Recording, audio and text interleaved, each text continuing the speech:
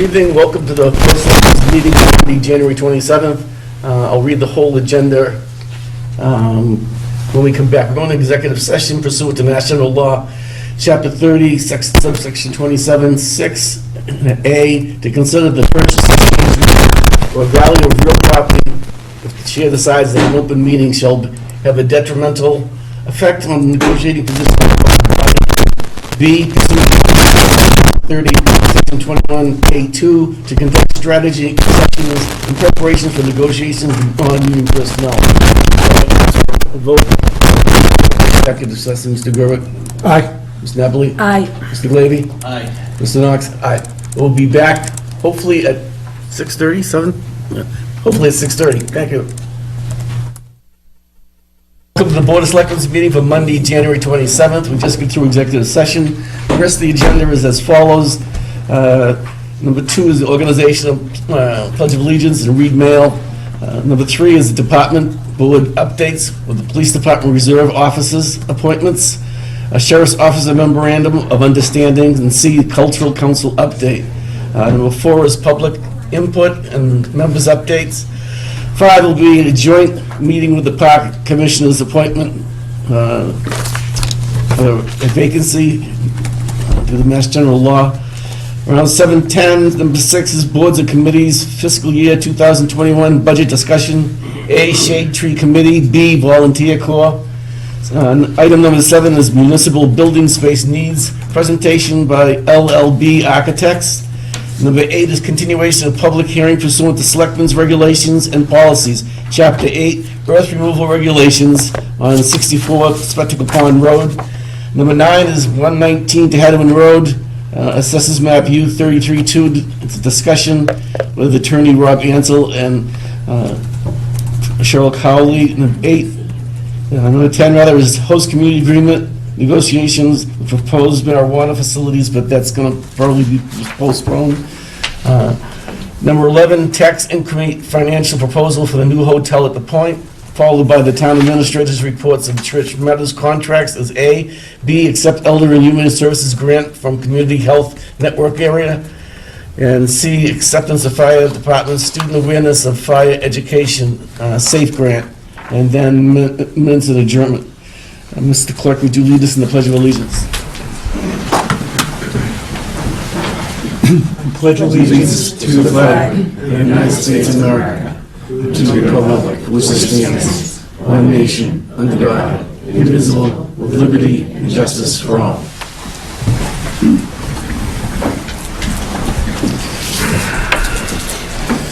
Okay. Almost out of time. Police Department Reserve Officer appointments. Mail? No. Mail first. Oh, excuse me, read the mail. 2 very minor I'll put you up items. till 9. 2 very minor items under mail. We've received a letter from Jewel Environmental Corporation regarding a permanent solution for the Interstate 495 South at Taylor Street intersection at the overpass, and a letter from the Executive Director of Keep Massachusetts Beautiful. Is there anything we have to act on those? It's just,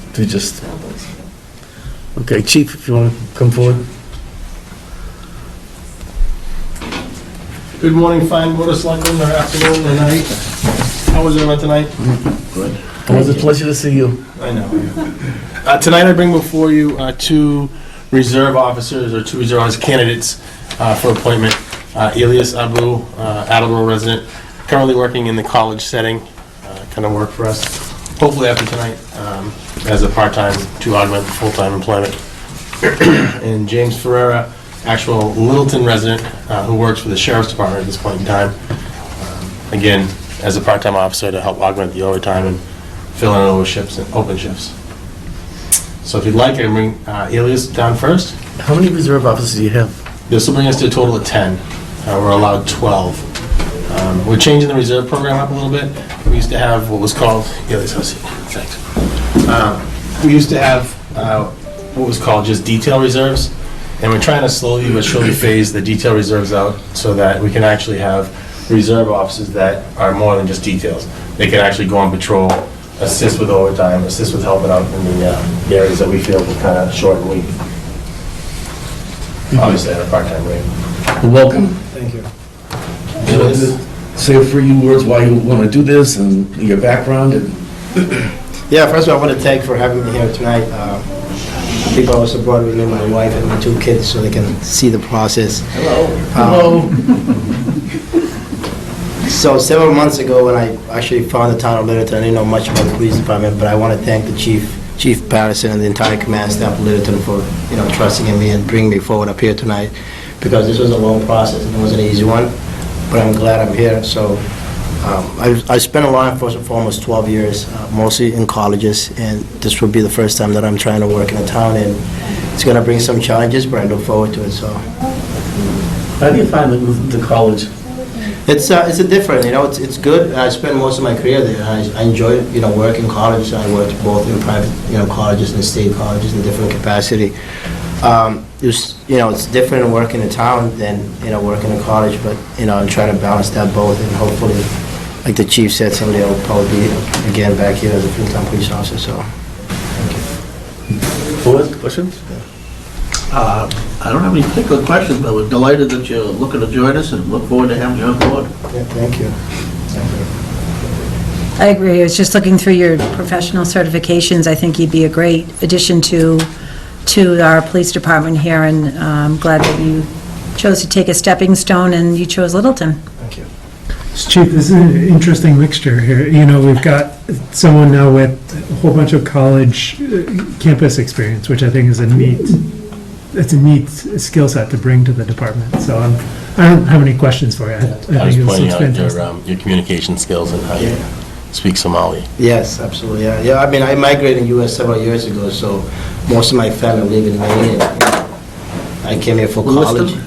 No, actually, Portland, Maine, yeah, but I do have family that live in Lewiston, so, yeah, I do have family that live in Lewiston. Most of them are over there, and I didn't want to bring them tonight because they'll take up this entire...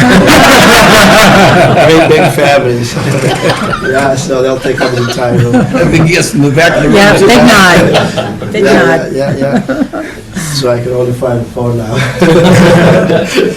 Yeah. Any other questions? No question. Need a motion? I'll move that the Board of Selectmen appoint Mr. Ilyas Abu as reserve officer for the Littleton Police Department. Second. Motion's been made and second. All those in favor? Aye. Thank you. Congratulations.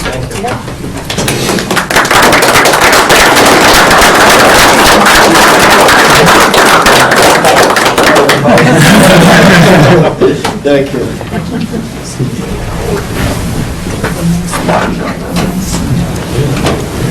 Next reserve candidate I have is James Harrison. Congratulations. Been here a few years now. He's worked for the Middlesex Sheriff's Office for the last 2.5 years. And he's going to bring a good mix and a different kind of approach to the department. Help us out a little bit, especially when we get to Section B. You want to give us a little background on yourself and why you want to be in Littleton? Sure. So, I grew up in Cambridge.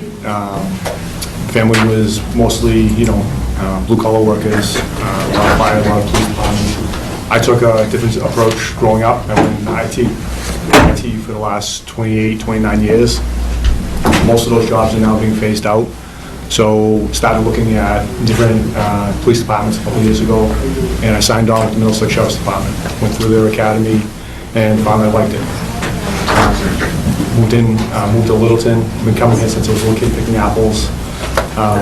My family teaches in the Littleton school systems part-time. We decided we wanted to move to Littleton, and I decided at that point, when something came available, I'd like to try and help with the community. Questions by the board? Again, it's a credit both to yourself, Mr. Pereira, but also to the chief of the department, the variety of skill sets we see here, and qualifications. You put together quite a team. Yeah.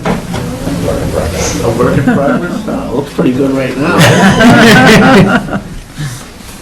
Well, thank you very much. Thank you. I don't have any anything to comments or add. No. It seems too easy. I presume the chief's already put him through a ringer, so what do I need to do? They did. They had quite a interview process with the sergeants, and then again a meet and greet with myself and the deputy to find out. We're not just we're a small town. We're kind of unique within itself. So we're not just looking for someone to check the boxes off. We're looking at someone that's going to be a fit for our town. Right. And the one that's going to come in and communicate well and play nice in our sandbox too. And bring unique experiences, which Yeah. is cool, right? I mean, between the college campus experiences, the IT capability, like that, it's a lot of interesting experiences just to two new people. Eh? Yep. Thanks. You need to say small town. Remember that in budget. I said a small town that's bursting at the seams. I'll move that the Board of Selectmen appoint Mr. James Ferrera as reserve officer for the Littleton Police Department. Second. Motion been made and seconded. All those in favor? Aye. Those opposed? Thank you.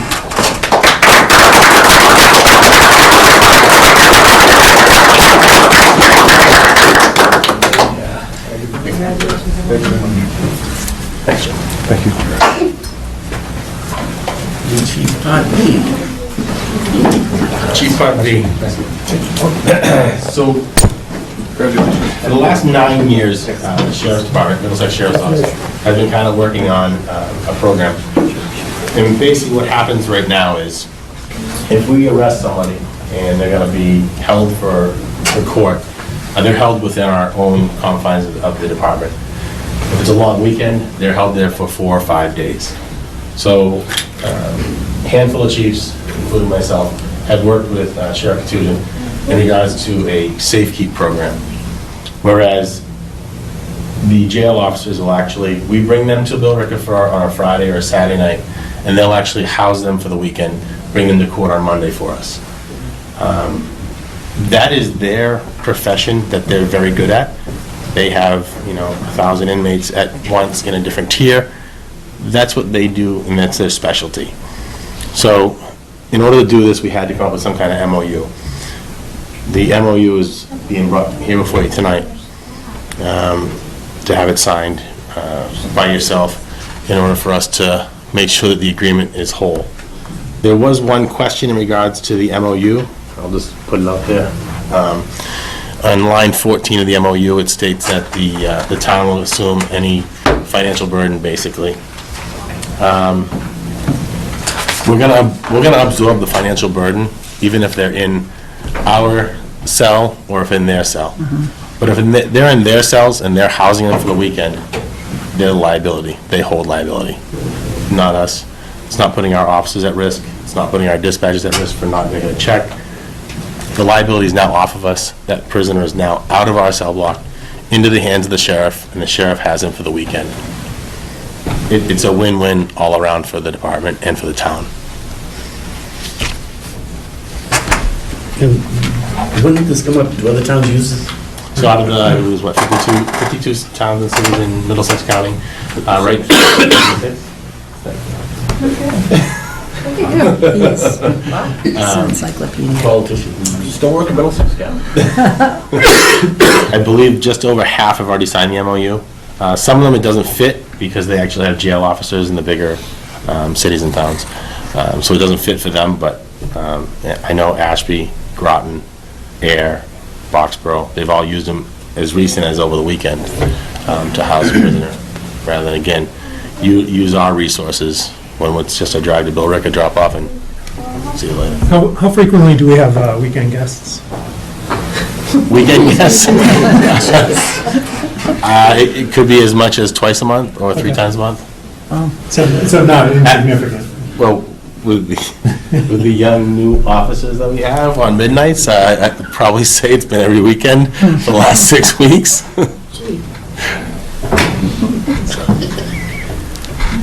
Very active midnight shift. New reaction behind you. I know, right?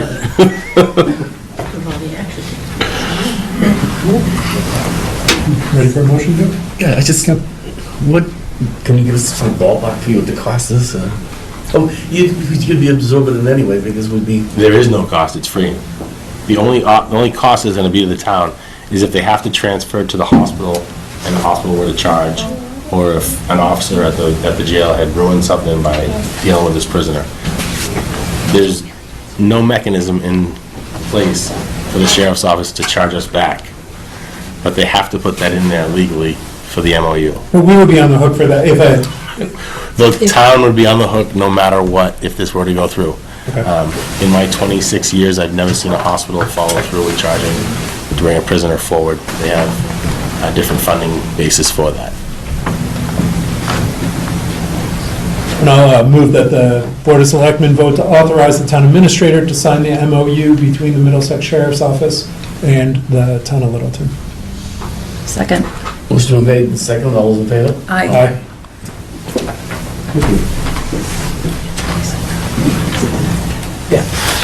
Thank you very much.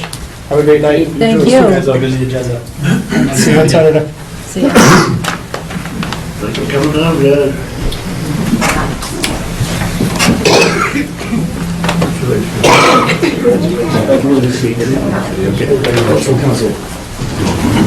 Come on up. Hello, good evening. How are you?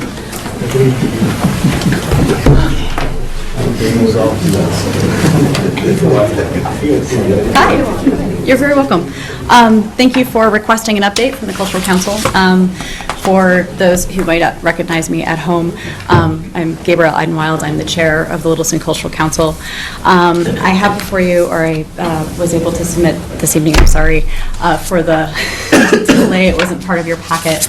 I needed to be able to run it by my council to make sure that I'm speaking on their behalf. And so we didn't have a meeting scheduled in between the time I was requested to be here and now. So anyway, that being said, the 2020 grant cycle is actually really exciting for the Littleton Cultural Council and the kinds of programs that we're offering.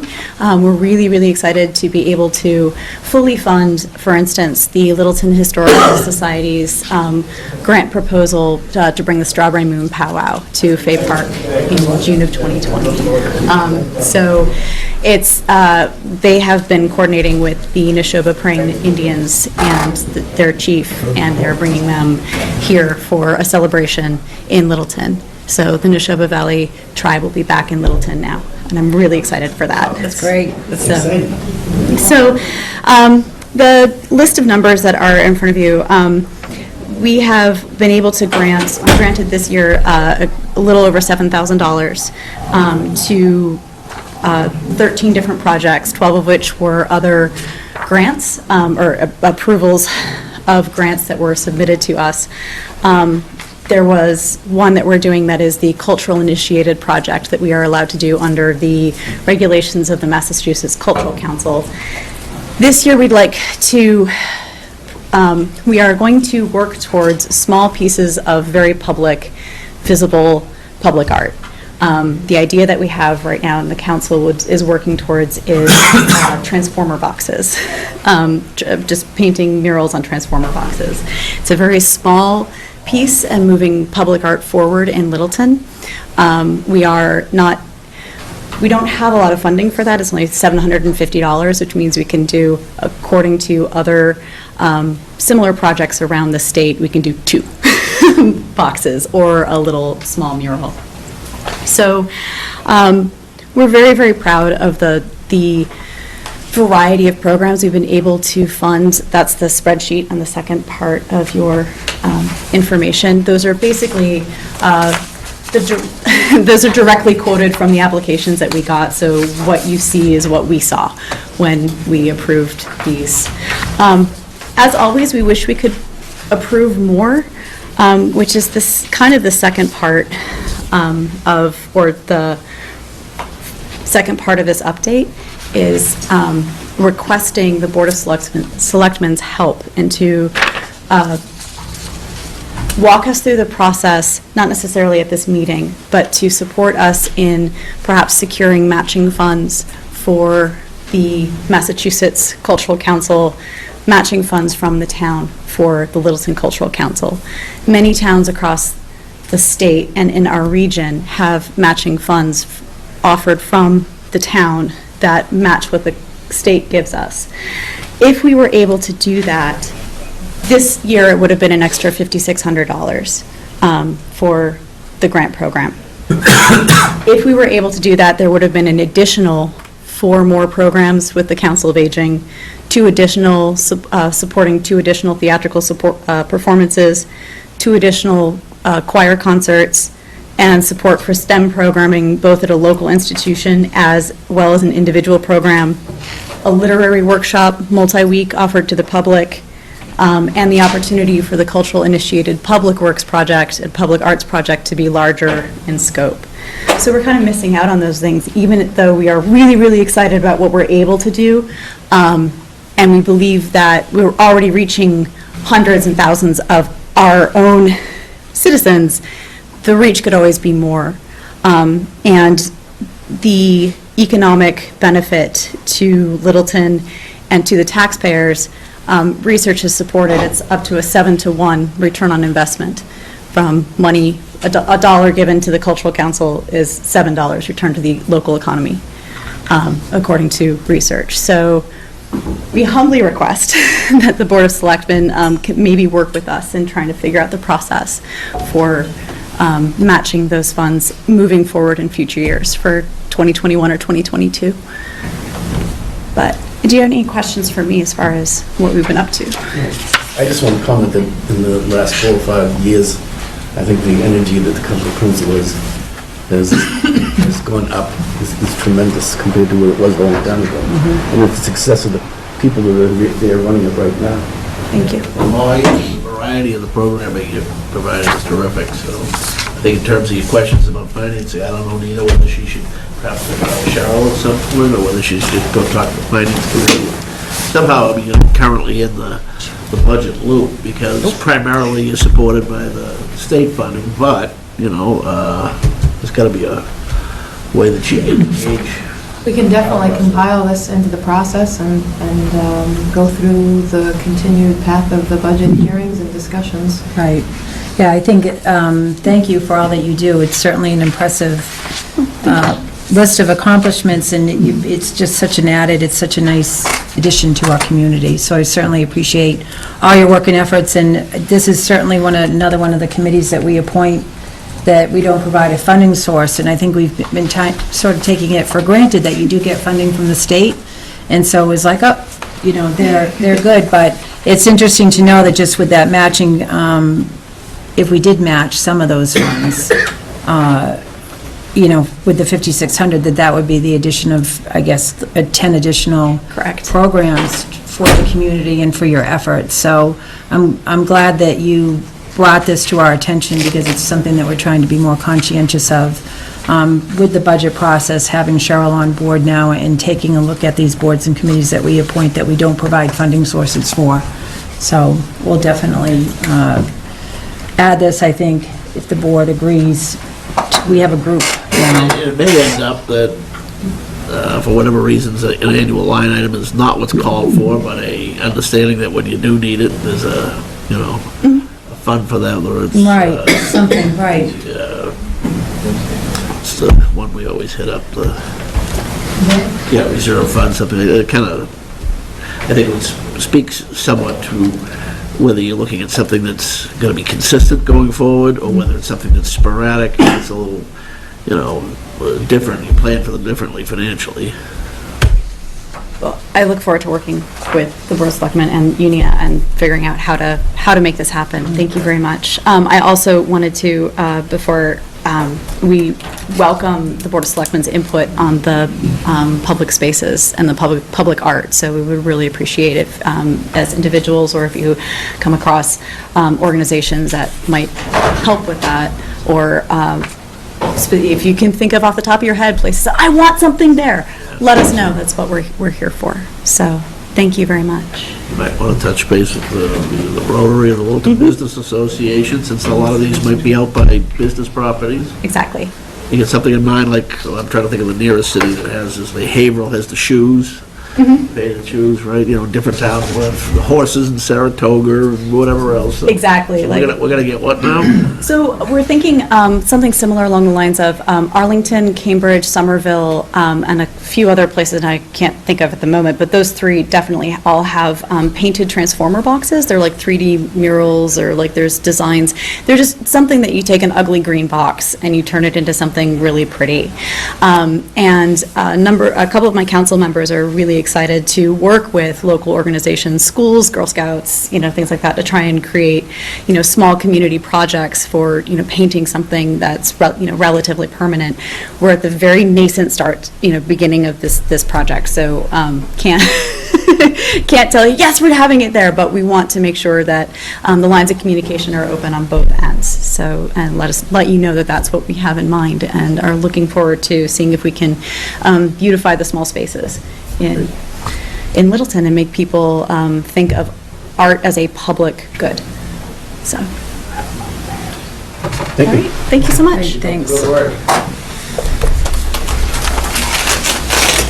Would it be possible to add this into the packet that's online so that people could take a look at it and after the fact? But I think it would be nice. Thank you so much. Sorry for the delay on that. No, don't apologize. It's wonderful. Yeah, it's good information. Impressive. That's quite a chart. Yeah, Yeah, I think it really is. I think more than just the four of us should see that. Okay, item number 4. Public input. Anyone? If someone has something, just raise your hand and tell your address. Thank you. Christine Nordhaus, Star Hill. Did I hear correctly that the host community agreement negotiation discussion is off the agenda for tonight? I believe, Well, I mean, it's certainly up to the board, but between myself, the chair, and one of the members who's not able to attend tonight, we were proposing that it be passed over. That was checked. It's fine, I can make my comment now, sure. if that's okay. I just, so Christine Nordhaus, Star Hill, thank you, Mr. Chair, also Littleton Apothecary. I am concerned about the lack of negotiating that's been happening for Littleton Apothecary. On November 4th, Chuck DeCoste was appointed by this board to negotiate host community agreements with the adult use retail establishments in town, which there are 2. And we had one meeting before Thanksgiving. And then meetings were, Mr. DeCoste scheduled and canceled several meetings and phone calls. And then a couple of weeks ago, he arrived at a Selectmen's meeting with a fully negotiated host community agreement with another applicant. I appreciate the work of the board and scheduling constraints, but this delay is continuing to place a serious financial burden on me. And by negotiating with one applicant and not another, it shows prejudice. So I'm wondering if it would be better for the board to divide and conquer this task and appoint someone else to negotiate, and to finalize negotiations so that I can get moving. We're in no position to do that right now during public input, but. And then Chuck was here to, So do I. thank you. George Sanders, 672 Great Road. Yeah, I had a question on the host community agreement. Is this going to be discussed tonight? If not, are you going to give us the date when this is going to be on the agenda again to be discussed? It won't be discussed tonight, probably February 10th, Mr. Sanders.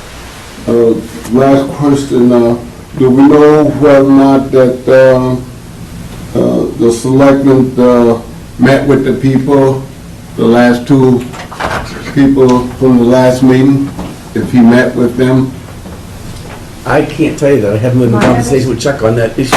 My understanding is that Selectman DeCoste did meet with Littleton Apothecary between the last meeting and now, and I know he's had discussions with G7 Lab, but I'm fairly certain that he's met with G7 Lab, but I don't have that with 100% certainty. Thank you. Anything else on the public input? Okay, members update. Just a real quick thing, the sewer working group decided to appoint Kevin Hunt of the Water Department to the Littleton Common Revitalization Committee, which I think is a really great appointment because he brings not just the information and knowledge from what the working group is doing, but he brings a lot of professional knowledge and experience to that too, and I think it'll be a real asset to that revitalization committee. So, we have another meeting the sewer working group does on 30th? 30th. It's this week. 30th, is that right, George? Where we'll continue to hear sort of where the new engineer has gotten and the preliminary conclusions, hopefully, of their assessment. So we're taking incremental steps forward and getting them on board and getting that up and running. Cindy? No, I just wanted to touch on the Mass Municipal Association meeting that some members of the board attended this past weekend in Boston. It was another very helpful and insightful event. For me personally, I know every year we go there and we all take something away that we can bring back to the town. In the past, we've brought back programs like Project Alert, the drug awareness program that's now being taught at the middle school. That was something that we learned about at the MMA last year. I attended a couple of really helpful breakout forums, and I'll put together a summary for the board to share with the board with respect to placemaking, which was how to utilize small spaces. And if you're looking at areas where you're looking to build on economic development, you can just take a small little space, and it talked about how to construct that and get public input about what they would like to see there and whether or not it would work for the community. That was one of the things I took away, but I just wanted to share that it was a good weekend. It was really, I think, beneficial to everybody who attended, so I'll put together that summary and share it with the board. Good. And just to add on to what you said too, it's nice to see the participation of our executive board. They were both there too, and the number of selectmen in the last 5 or 6 years that actually attend this wasn't that many years ago, maybe 8 or 9 years ago, if 1 or 2 people went, then that was all that went. There's a lot to be gained by even just talking to people that are there and things that you can pick up. And to greet old friends too that we've never wanted away. Certainly got to see some, so. Okay. Shade tree yet? Yes. Okay, we'll just move the agenda. One thing, we're going to bring up the Shade Tree Committee, which is actually part of item 6, because I know there are people that have to leave, so it shouldn't take too long to.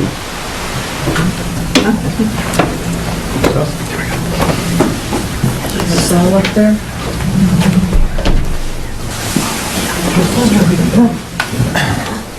There's various members scattered about. It's a big committee. They're all part of it. Maybe just an associate. I backed off. When we lost our funding, I decided, but we're going to get it back. So that's what we're here for, to request our funding for the Shade Tree Committee. We have members and associate members all here. I'm Matt Cahill. Would you introduce everyone so people on the TV can see? Okay, Matt Cahill. Rick Findley. Sharon Corbin. Jeannie Kingsley. Kimmer Hearn. Katie Caruth. Oh, not really part of it. So we have met, and we started bringing the committee back together, so it's great to see the membership that we have here, and, Rick, some other folks have been on this for quite some time, so there's a lot of legacy behind the tree committee. So we're trying to get back to that point where we're working together with the town, all the different departments, lots of different groups have their hands, so to speak, in the tree world. And we want to kind of bring that together again and kind of solidify that partnership and do what we can as a committee to sort of move that forward. On our website, we talk about how the Selectmen put together a committee of 5 members and the tree warden to be known as the Public Shade Tree Committee for the purpose of purchasing, planting, and cultivating public shade trees on or near the roadways. And we want to also say that additionally, we want to promote a healthy and sustainable community forest by planting quality trees and providing education and advocacy to the public on the benefits of trees.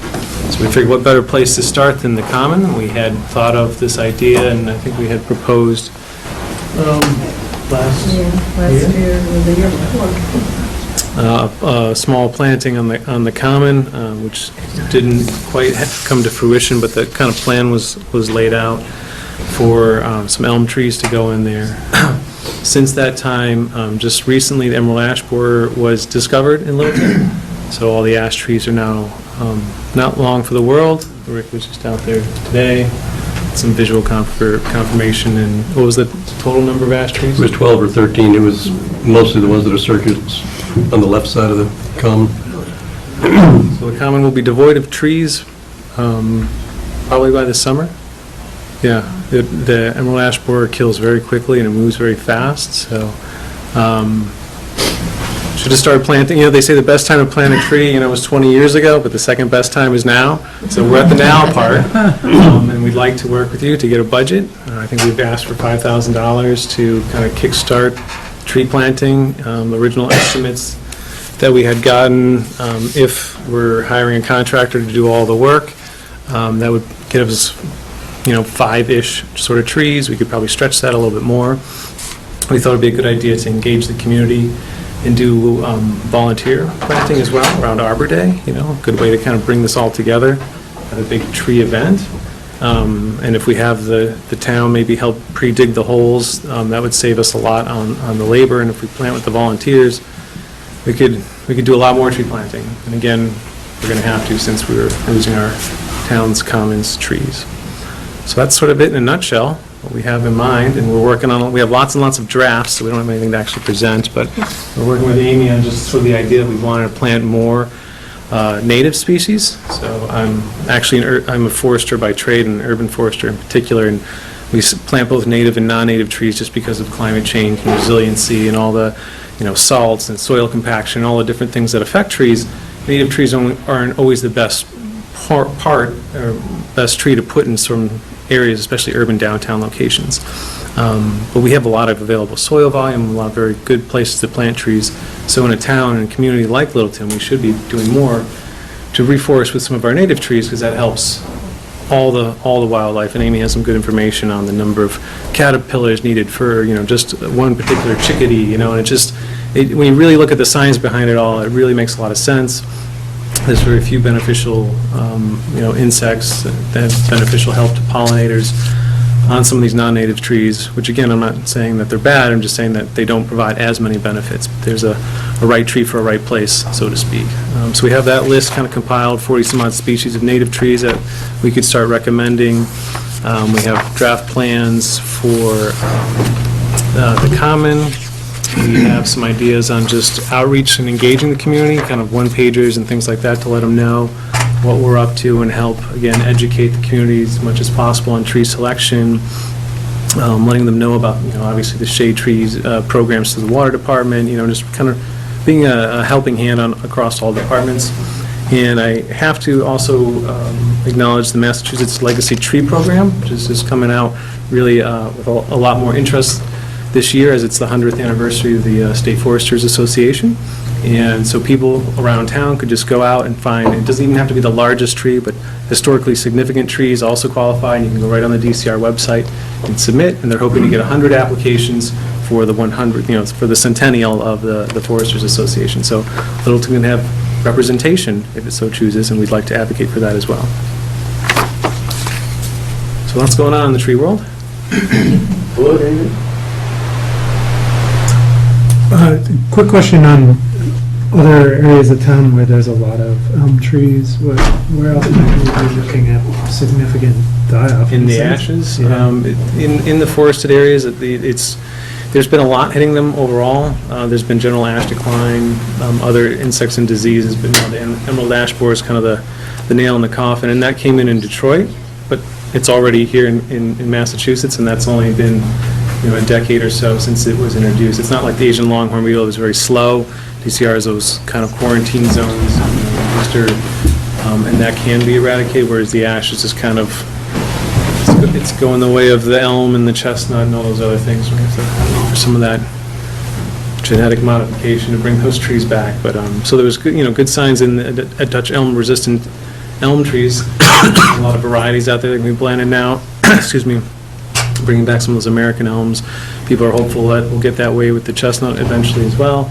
So hopefully maybe one day we'll bring the ash back. But I think for now it's no more ash. Yeah, it's not unusual, I think, remembering far enough back, maybe Rick, you were involved then, that the impetus be the, devastation from a disease, I think it was the Dutch elm disease that prompted the last time this group was formed and replaced a lot of the dead trees on Goldsmith Street and Great Road.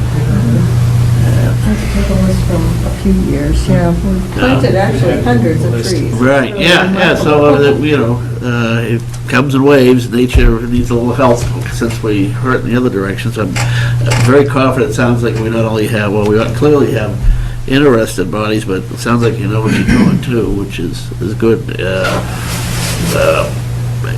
Stray question, you talked about native trees, using those to replace some of the lost ashes. Is there any practical value in utilizing transplants from existing town trees on town properties, or using our existing forests to help? From what I've heard, someone had mentioned that the cemeteries at one point considered it for a town nursery. Is that true? It was. We were trying to work with them to line up small trees, mostly the fourth grader trees. We were giving them every year. Right. That's been continuing. But the leftover ones, we were going to line out, let them grow, and then plant them as mature trees. It seems like we do have, some land, and obviously we have some trees stocked there, and I, leave you guys to figure out how to do it best, but, unlike a individual landowner or a corporate owner, where your only option is to go out and buy, new trees, maybe there's a possibility we can help solve our own problem and get more bang for your buck by using some of what we've already got out there. Yeah, it's good to have that forward thinking, kind of get it set up so that you have these things available to use over time. I don't know how to do all that, but I think. Will, right? Anyway, delighted to see you coming back and not being bashful about the funding request supported by thoughtful plans. And it sounds like it couldn't happen sooner due to the circumstances you mentioned. Thank you for bringing this forward, and especially with the concerns with the common. I mean, we had no idea that was happening. And I think, trees in general is something that we take for granted, so I appreciate the work of this committee. It's very important work and something that we need to pay more attention to, so I appreciate you advocating and coming forward and pursuing funding, but also in a thoughtful manner, as Paul mentioned, so. And I don't know if this is the time to mention, Amy is working on a grant. We hope to leverage grant resources. So that's a great. Yeah, so just as an FYI, I'm working on the Community Compact grant application that you'll be seeing. And it was just serendipitous that I think one part of it could certainly be getting these trees started.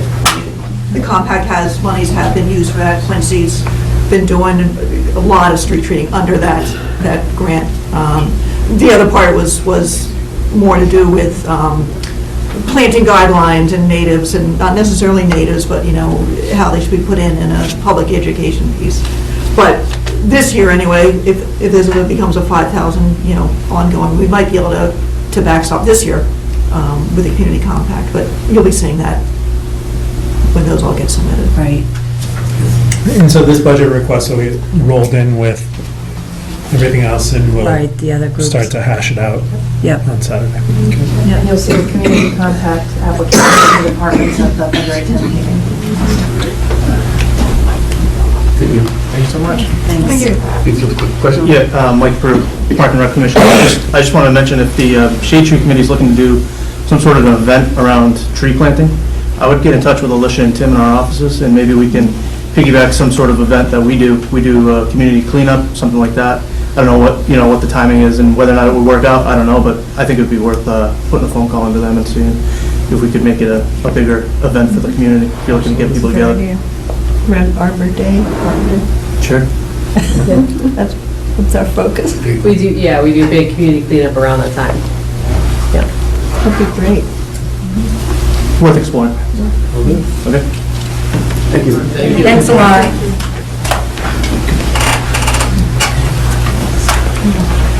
Just back to number 5, joint meeting with the park commissioners. Hello. Why not?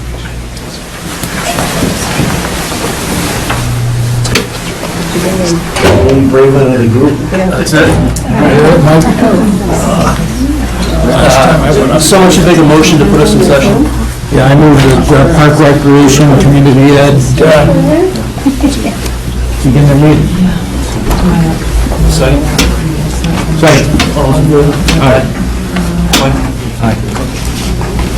All right, so we're in session. Sorry. May I? Mr. Chair. Yeah, thanks. So we had Kevin Matrano on our commission. He had to resign so he could pursue some professional advancements. So we have a seat vacant. Just so happens that it coincided with John Kazanjian having to resign from being a full-time employee with the Park and Rec Department. He's graciously volunteered his time to join our commission. There are no other volunteers, so I can't see anyone being able to overtake the expertise that he has, being in our department for I think about a couple of years. Yeah, if you talk to people who have worked with him in his job for the Park and Rec Department, I think you'd be hard pressed to find someone who was not satisfied completely with the things that he's done for the community in that job. And then if you talk to people around the community about John just being a member of the community, he's one of the best we have as far as I'm concerned, and I think many others would concur. I think it's an easy decision. It's the only decision we have. But like I said, there's no. We're going to be in great shape. Having John join our board, it's going to be seamless, and he knows everything we've been up to for the last 2 years plus. Before he was in the Parks Department, he volunteered to run the softball program, the co-ed softball league that we run. So, yeah. I just know from going into your office from different topics, when John was there, the amount of energy that he put forth just to say hello and to greet people, as well as your whole department. I think the people who are doing business in town, to go into your office, there's always something that's going on, and people are busy and doing different subjects, going back and forth, and they're always treated really fair. So I have nothing bad I could ever say about John and the work he's done. Thanks. If I had known.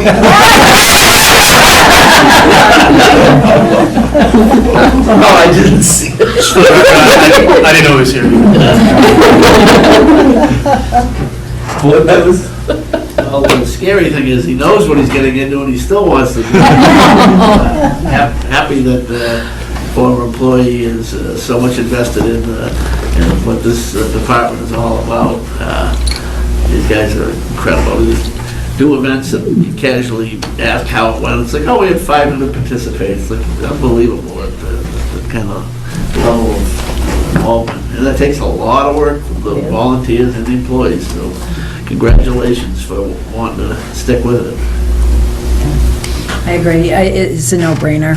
I mean, John, he's amazing. Well-loved and respected in the community, and a great addition to the Park and Recreation department, and will be a great addition to the commission. Thanks for stepping up, Tim. And just so you know, too, it's really nice to see when you go online and look at what you offer, because being in real estate, we have developments of houses in different places, we're always pulling things out of different websites in different towns. Compared to other towns, Littleton should be very, very happy with everything you guys accomplished and everything that you put out there, because it's so easy for me to copy things off and put it there. Just thank you guys. But there is a difference. There's some towns where the participation from the recreation department isn't that big, and you have to really search to find out what towns are up to, and it's not the case in Leamington, so. You're not supposed to fawn right before the budget meeting. We'll take it. Finishing up my third year on the commission, and, you know, I can't speak highly enough about the job Alicia and Tim have done over those 3 years. The new events that we've added in the last couple of years, the big ideas they have, you know, I shouldn't say a lot, sometimes we have to say, you know, whoa, hold on, because they are big ideas, but I believe that's the type of people that we want running our departments. So they're, you know, always coming to us with new things, new ideas and ways to generate revenue for our department so we can do more things for the community. So, you know, take this opportunity to praise them both and the rest of the department as well, like you guys all said. No, John, is there anything you want to say? Happy to help out. Want to help out. So I guess we need a motion from your board or our board and the vote. Both boards? Yes. I move that the Board of Selectmen and the remaining members, I'm going to read it. Yeah. Park and Rec Commission vote pursuant to MGL Chapter 41, Section 11, to appoint John Kazanjian to fill a vacancy on the Park and Rec Commission through the May 2019 annual town election. What do you guys probably ought to second it? That's 2020. the wrong date. Yeah, 2020. Oh, that's a really good catch. That would not be helpful. Good job. Amend my motion So to reflect the May 2020. That's not how we've done before, it's not a joint meeting. I've historically done them as separate motions. Well, we've historically done them jointly. So with your pleasure, I'll just call for vote. sure. All those in favor? Say aye. All those opposed? Thank you. All right. I move that we adjourn the Park and Rec Commission meeting. Second. All those in favor? Thanks, Fred. I'm going to adjourn the Board of Selectmen.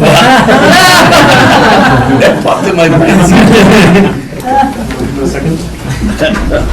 Nice job. Back to item 6, has to do with the volunteer corps.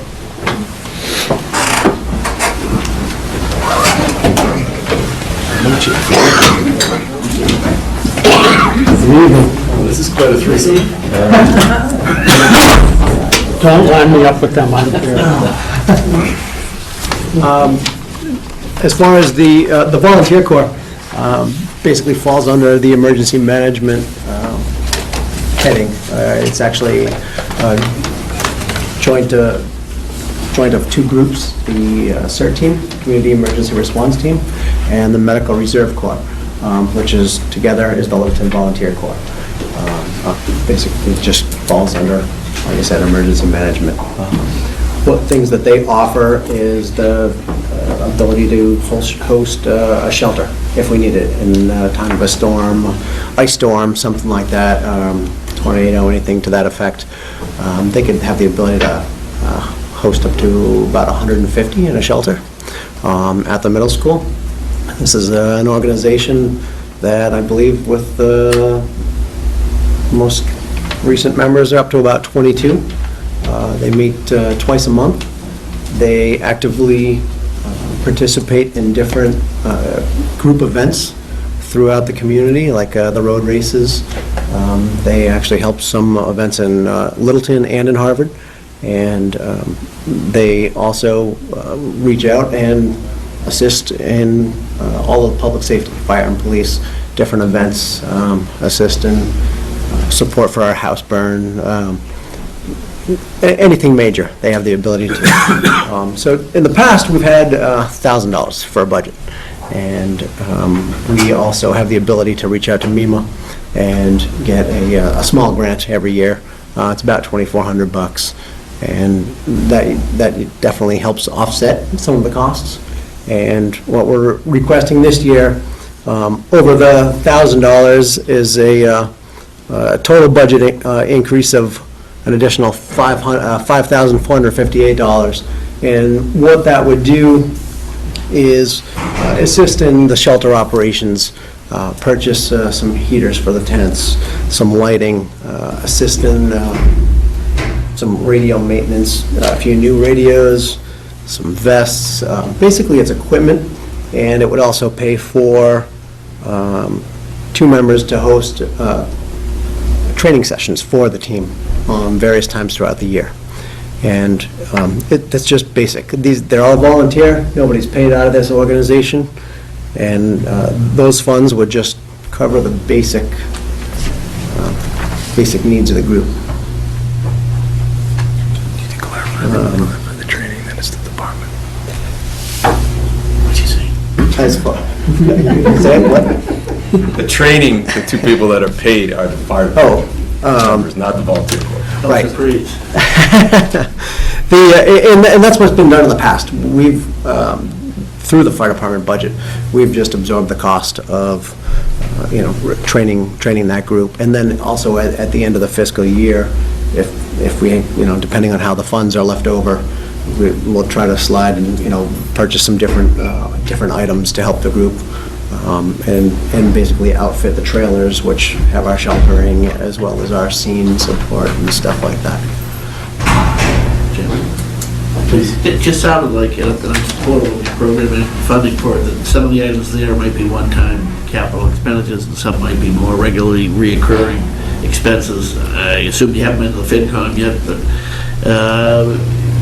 perhaps this would be best structured as continued but expanded line item, but also a warrant article for some of these one-time expenses on, if you're buying heaters and things like that, you're not looking to replace those annually, I'm assuming. I mean, it's one, and they're not really expensive. So that's It's not a capital item. It wouldn't fall under the requirements of that, yeah. So the majority of the dollars are going to what, the training? Training supplies, shelters, things, different sessions that they do throughout the year, where they, use some of the supplies for training and different events. That's expected to be annual, although it may change in its character from year to year. Yeah, slightly. Roughly, if we had something in the ballpark of $5,000 on an annual basis, we'd make that work. And again, we try to offset every year with some of the MEMA funding. It's a small grant, but it definitely helps. We also, on occasion, they do receive some donations from the business association or other groups in town, and that definitely helps offset as well. Yeah. But it's a great group. Joe and I will attest at one of the LBA meetings we were at, one of your members was there saying that the business association had to give money because the town doesn't give us anything. We didn't tell him to say that. I might be guilty of that. Well, he didn't throw you under the bus, Alex, so that was But it's definitely come in handy with, the different organizations have stepped up and helped. It gives them that ability to actually recruit membership and things like that. Thank you for the information about the volunteer corps. Wasn't fully apprised of what exactly they do, so I appreciate you coming forward and giving us an update. It's helpful. Yeah, I mean, if things go according to plan, you never really know what you train for, right? Hopefully. Yeah, right. We've learned a lot sitting down with your chief about what the volunteer corps does. So, one question for you. It sounds like you've got a breakdown of the budget and things like that. Does Nina have that? Can we? It's actually in the book. I'll give you guys a copy also. Is that in the budget book? Oh. Yeah, this is Haven't got to that part yet. a little breakdown of what we have on, within our budget. And it's not a summary. that I had any issues with any particular things, it's just, when it comes to Saturday and starting to hash out the budget, it'll be a lot easier to know exactly what the request was. Alex, anything you want to comment on?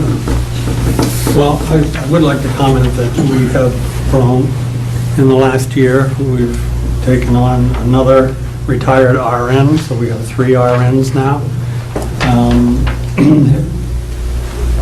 The chief asked me to sort of watch over the group, and that was in 2015 because I missed the meeting and I came in and all of a sudden I was in charge of it. But I'm really proud of how they train and how they come and they do all the stuff, and we train like mad for something we hope we never have to do. So it's in very good state right now. And I truly appreciate it. And Alex puts a lot of time and effort into that and setting up these different trainings and drills with the group. And it's a great turnout right now. We had one the other night, and there were 19 people there. It was a great session. Did you say there is or isn't a lot of direct interaction between your department and the volunteers? I mean, I know there are at events where you need their help and they give it, but in the training part of it, is there overlap between Our members do a lot of the instruction and help with the different portions. Yeah, helps avoid the situation that when you actually have an event, who are you, right? Absolutely, definitely. One of the whole points of the organization is to be a support organization. So the more we work with the fire department or police department or any town group that's trying to run something, the more it puts us in a position to be able to handle something that is far from routine. Mr. Sanders? You were saying the 672 Great Wood. Mr. Chairman, is the fire department the agent for FEMA for the town of Littleton? We are, yes. The locations of these shelters, are they known to the town? Yes, they are. Are they identified? It is identified, it's in the plan, it's on the website. It's listed as the Littleton Middle School. That's our priority shelter. A few years ago, that was set up when they had adjusted the generation for that facility. The whole building is under full generation, set up just for a shelter. And that accommodates not only people, but also pets. Well, wouldn't it be better if we have these facilities marked so people would know? So if they're coming, driving from different portions of the town and go by, they just went by one and didn't know it. I think that it would be to the advantage of the town to have these locations identified because they're for emergency use. When, in the couple instances that we have had activations or the possible need for a shelter, one was back in the ice storm and it was opened. It was put out through social media as well as the website prior to the event happening, as well as reverse 911. And then since that time, we've put out activations for cooling shelters and a temporary location for the Littleton Police Department. And that is a location where it would handle up to maybe 10 to 15. Once it grows beyond that, then we would transfer it to the school where we would do full activation and bring the trailer with all the supplies that would outfit a large accommodation. I'm just saying that I think that these location facilities, they ought to be identified so that public becomes aware of it as they drive throughout the town here and knowing in case of emergency or something take place, here's where the shelter is. We can take that under consideration. I know it sounds similar to The difficulty in all of this is if for some reason a specific location was somehow not able to be used because of an emergency, right, or during the time when it's not actually activated, marking it may cause for confusion. So as long as the town has adequate means to get the message out with use of code red and various things to that effect, that's probably how we want to continue, it's my recommendation of how we want to continue to activate locations and let people aware if a location is open. We wouldn't want people showing up to a building that is not activated as shelter when it's being used as school use, misunderstanding its purpose. Mr. Chairman, may I restate my comment? Excuse me, this is really outside of the... You can take it under advisement, but it's... I just want to restate my comment. I want to ask through you to the chief, what does FEMA say about identifying the location? As, with other communities, it's, if I may, it's about having the ability to put it out on the social media and have that awareness so that prior to an event, that you can get that message out there. Be it through social media, your websites, Reverse 911. And that's what FEMA said, right? That's correct. That's through FEMA. Anything else? Thank you. All right. Thanks.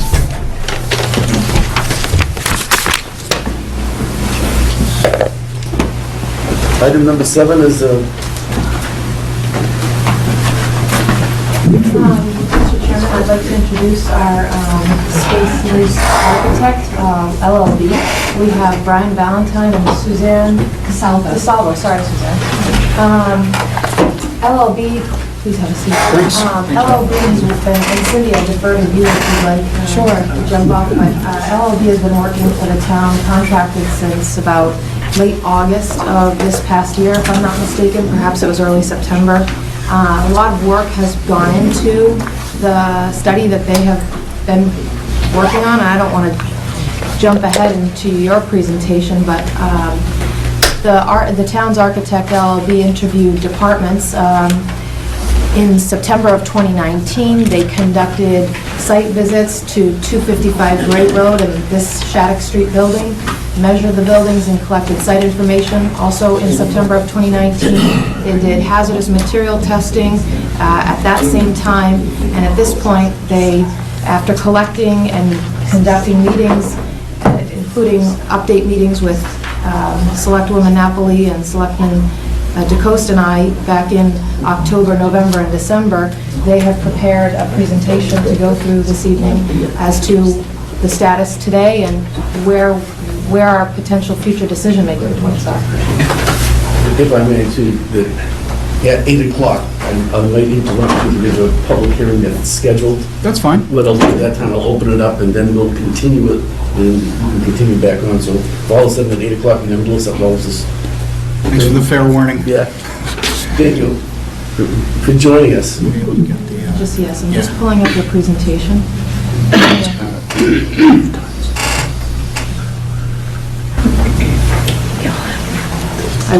I have a hard time opening it up in the same presentation format as before. It ended up getting distorted and cut off, so I decided to do this 2 separate files.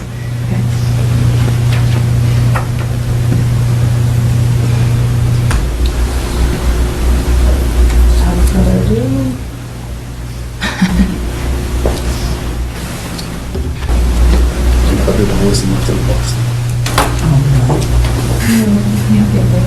Oh, yes.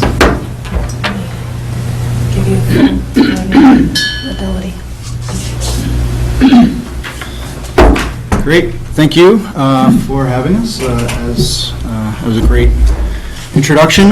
We're really excited to be here in front of you and share with you all what we've been working on since the fall. As we got together with the working group, we did do interviews of all of the departments that we felt were pertinent or had information. We also understand that in 2017 there was a pretty substantial report done. Information is information, and you have to read through that with a grain of salt, right? So we evaluated it, understood that, went into the department meetings with an open mind, asking open questions. That led us to a graphic that's up here, which represents the existing department square footage, gross square footage, in the most bold yellow. A little bit lighter is the proposed square footage that came out of the department interviews based on what we heard. We always went into the meetings with a want versus a need, which heavily influenced how we progressed through the decision-making process of evaluating both 255 and the Shattuck Street property. You will notice we've also got a lighter shade of each of the colors, which is identified as future growth.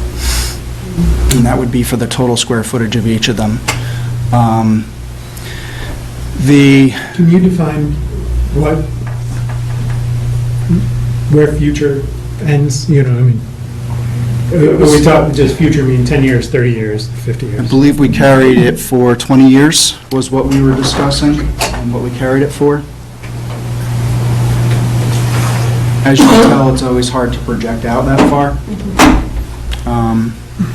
Actually, do you have this thumb drive? Because this is all. It's a little garbled here. I'm sorry. It's okay. The only drawback to trying to use the thumb drive is the formatting I neglected to mention, it needs to be the 4:3, not the widescreen. So by formatting it down to the 4:3, this is the result. I don't anticipate a different result. The result from that, okay, that's fine.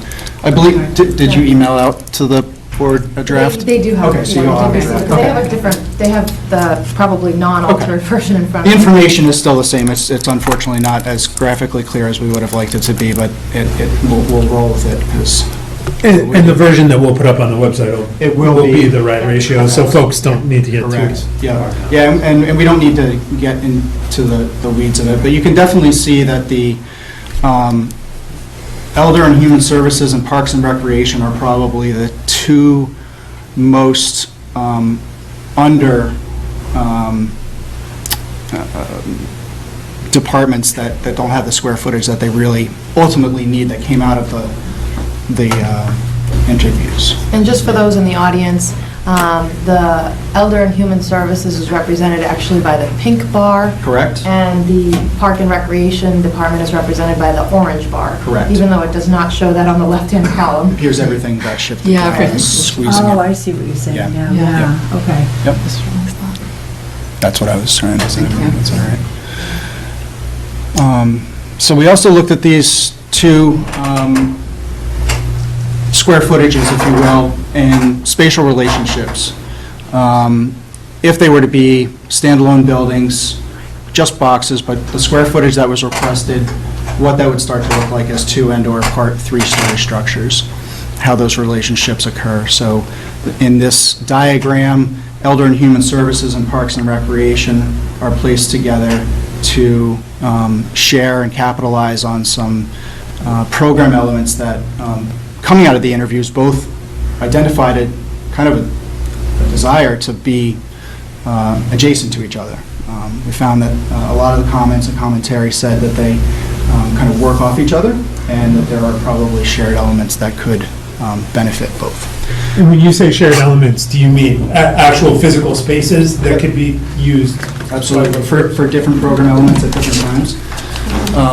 In other words, if we were able to get a meeting space or a program room or a dining room, that there may be times when the Elder Human Services aren't using them, but Parks and Rec could. Okay. And for a multitude of different events. Perfect. Cool, that's fine. Yep, there it is. Perfect. See, she fixed it. There it is. That's much better. So Parks and Rec, you can see, is the long orange bar. Elder and Human Services, the long pink and red bar. For the most part, finance, building, school, and town admin all remained relatively close to what the targets were initially. This is a cleaner version of the slide that you just saw. It may make a little bit more sense now. The net result in the Parks and Rec and Elder and Human Services is plus or minus 32,000 square feet. A town hall combination school department, building, finance, and LCTV studio was roughly 22 to 25 was the span. And so this process is not yet looking at what we have available to us. This is just how much space do they need Yeah. to fulfill their mission. It's really just intended to be a conceptual visualization about, what does this area look like? And then we start trying to figure out how to put it into our. Like where, yes, exactly. So as a part of the, there would be a lot of information, and ultimately the final reports will have that, but there are individual space diagrams that represent the interview commentary that we took and captured on individual sheets. So we've developed individual building blocks that says this is what you need, based on what we heard, and then we can deliver a clean platform between 255 Great Road and Shattuck, right? So it's kind of establishing a baseline. These are, for graphic purposes, just the two properties that we were asked to look at, 255 Great Road on my right and 37 Shattuck, which we're in now, on my left. One of the things that came out of the review of both of these properties was the desire that we continually heard about a campus feel and being adjacent to a lot of the program elements that the town hall library, everything is currently achieving on this property, basically. So 255 Great Road was built in 1988 based on the available information that we received.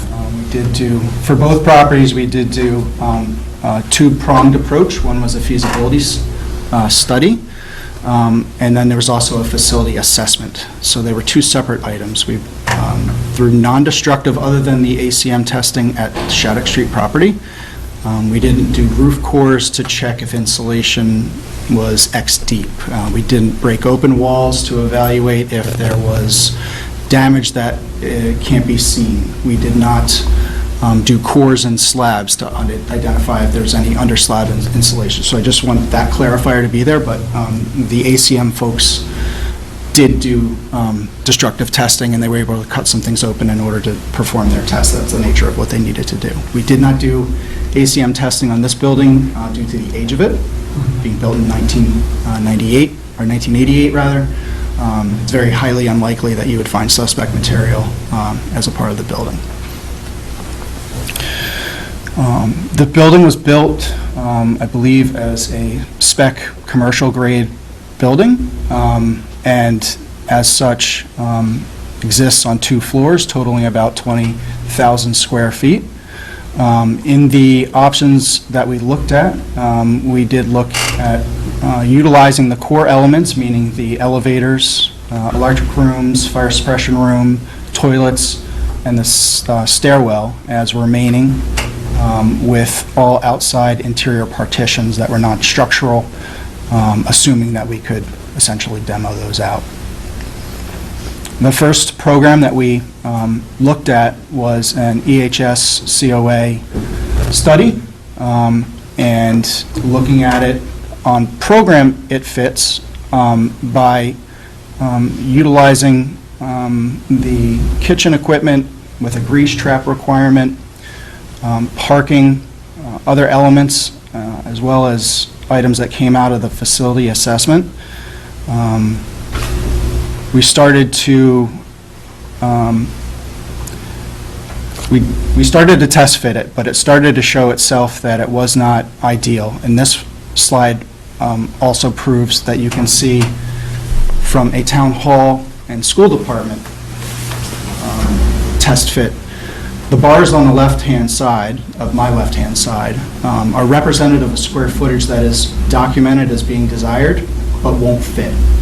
And you'll see that as we move through.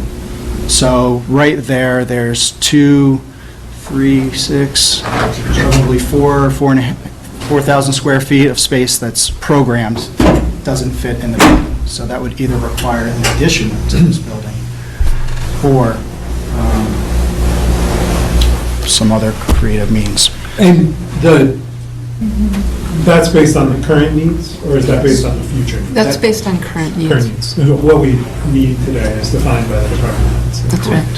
Tough to read all the detail, but is that like trying to put everything that's in this building in that building?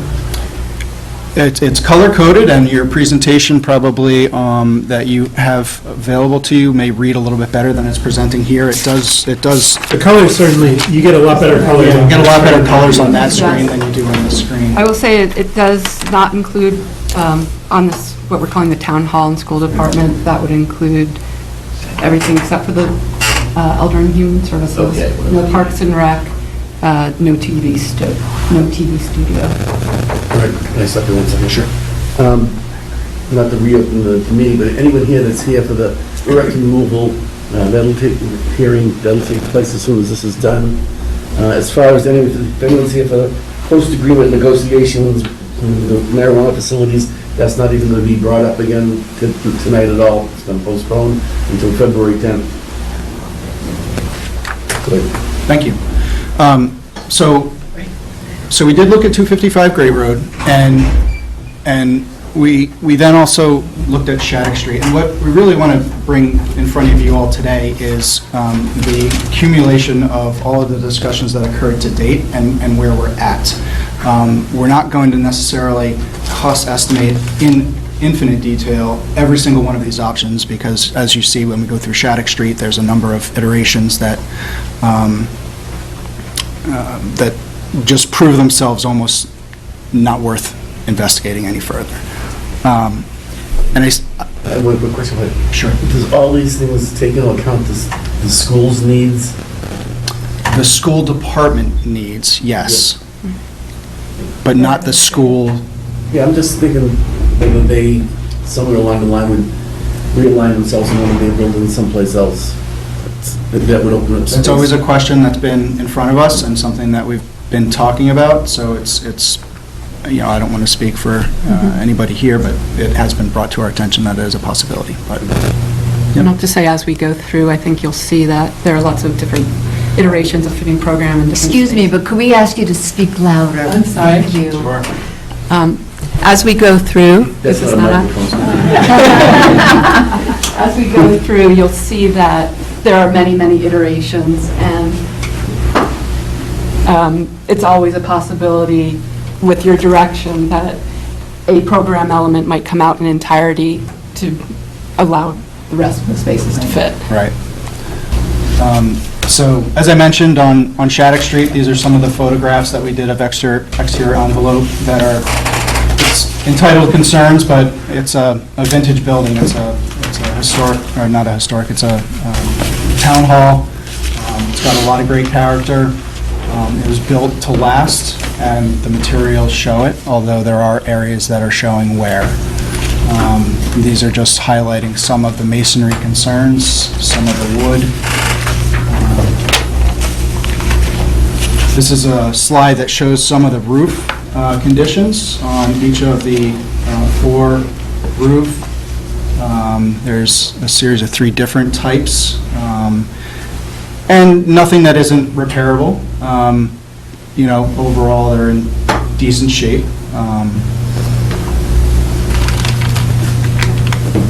This is just a slide that shows your existing conditions, which is color-coded to what you have currently. So this shows town administration building on the 3rd floor, along with the school department on the top. The 2nd floor, finance and LCTV and Elder and Human Services. And then on the 1st floor, the finance, Elder and Human Services, and Parks and Rec.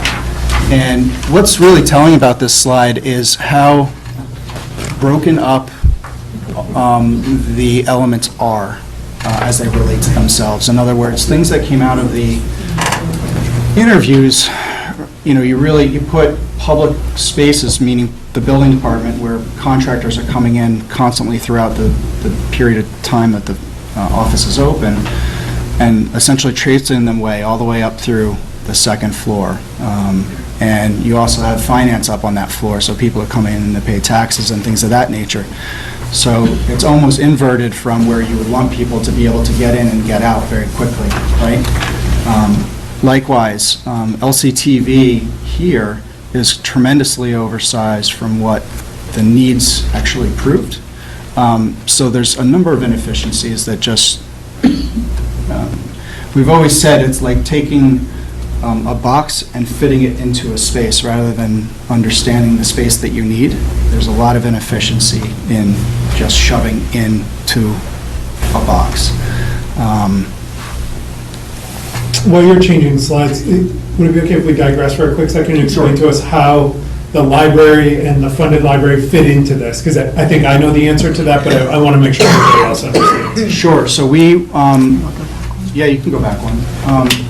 You can see that the program for the library in all of these slides is left white, and that was made with the assumption that the library would be approved and would go through. Subsequently, we believe it has. And therefore, for our purposes, we did not interview any library staff. We did walk through the library to document the existing conditions, but then understood that that was open to us to develop or test fit, if you will, throughout this process. Yep. This is an access diagram that we did, which defines barriers to accessibility in getting from the public way into the building. You'll notice on the second floor of Shattuck Street, there are a series of, 6 dots, and that's basically due to elevation changes, meaning stairs or things of that nature. Your main entrance really is on the back side of your building, and the next slide also will show the inefficiencies with that. Each of the red squares are stairs. There have been a number of additions and renovations done to this building throughout the years, and I think that that only adds to some of the inefficiencies that started to prove themselves in our review. I'll just also, I was going to point out the inefficiencies generally of the building with its very wide corridors, and the masonry construction, especially of the oldest building, which is on this plan on the right. The masonry structure, the load-bearing structure, just limits the amount of truly usable programmable space that can be wedged in. This diagram just also identifies the existing core spaces and then also overlaps new required restrooms based on program elements that would need to be or test fitting into this space.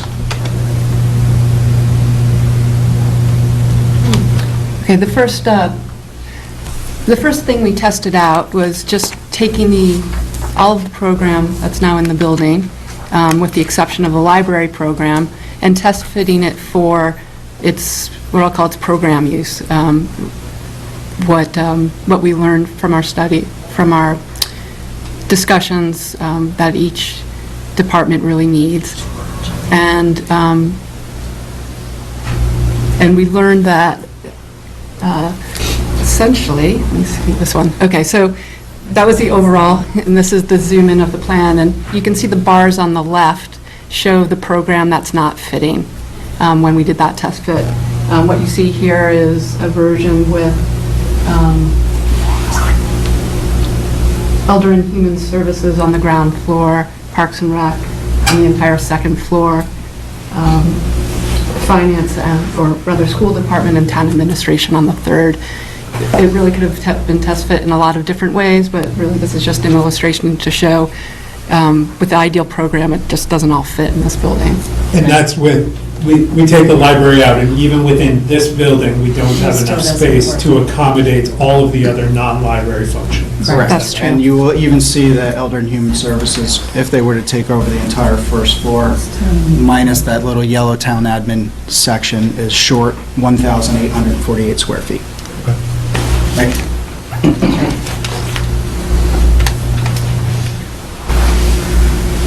The next version we're looking at is the idea of taking the Elder and Human Services program out of the building, renovating the existing building for all other programs, and constructing a new Elder and Human Services building perhaps on what we're calling the north site, which is, you can see it on the right of this slide. It's next to the proposed new library. This is a very challenging site, so we would definitely want to further investigate its viability, but we know that it's got setbacks, wetlands restrictions, and is quite hilly. But it's, workable for the library, and from our experience, we think it would be workable here too. So this is just a quick floor plan of how the remaining programs would fit within Shattuck Street.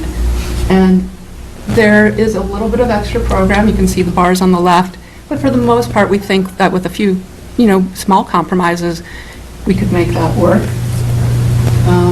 And this is just a quick test fit to show how, if we were to fit Elder and Human Services on the site, we've taken into account those site constraints in a very high-level way and believe we could make most of the program work on a single level with supporting services on the lower level. Now, when you contemplate a scenario where Elder and Human Services has its own dedicated space, are you adding space either to Elder and Human Services or Parks and Rec because they're now no longer side by side and able to share certain common spaces?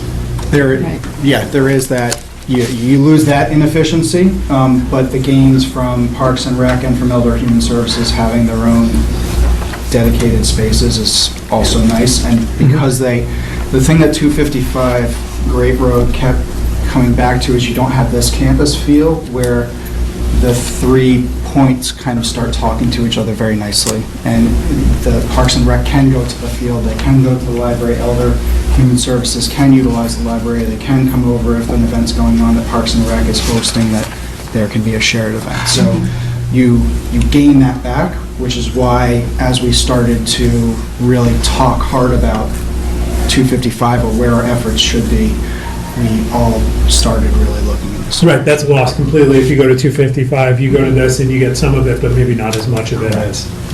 And that's one thing that really came out of the department interviews was the desire to be around each other.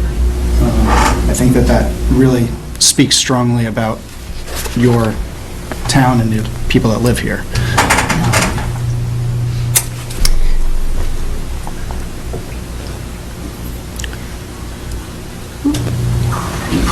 In this version, we tried something very similar, but by taking what we're calling the town hall program out and leaving the other programs.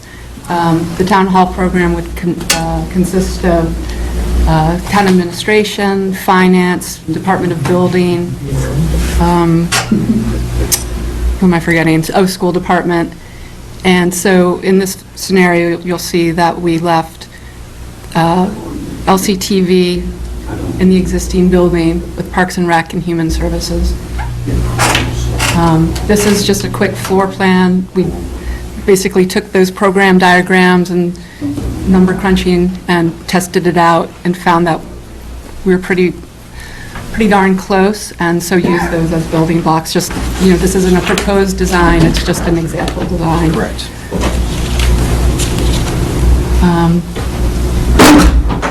And I'll just say one thought we had about the existing building we're in now, just something to consider, is that there was an existing gymnasium in this building. It's not a full-size gym, it's not regulation, but it's a good-sized space that might be a really useful to either Elder and Human Services or to Parks and Rec or to both. And so in many of these studies, we explored the idea of having that space used by those departments. And so in this version, we're showing Elder and Human Services sort of spanning both on the second floor, able to access that space and exploring the idea of relocating the TV elsewhere in the building. So do I understand this right? So in this scenario you've got up, Elder and Human Services is on the north site. Yeah. Everything else is in the current Shattuck Street building. Then in the next iteration, we reversed those and we put the administrative functions on the north side. That's right. This is And we the used Shattuck Street Correct, and that for, goes back to what you were asking for before. Is there value in shared spaces, i.e. the gymnasium, which is a large space which could house overflow functions or special events? sorry to keep interrupting. That's okay, that's, questions are good for us. And just in general, what it means is in general, the town hall is a little bit bigger than just Elder and Human Services, especially if you're adding in the TV studio. This is the same program. This is one of those schemes that we started exploring and then sort of realized it maybe didn't make so much sense as we went on. But in this version, we're exploring the idea again of Elder and Human Services on the north site and renovating most of the existing Shattuck Street site for Parks and Rec and the TV studio, and then demoing the library and building a new town hall that can link to it with a new elevator that improves circulation.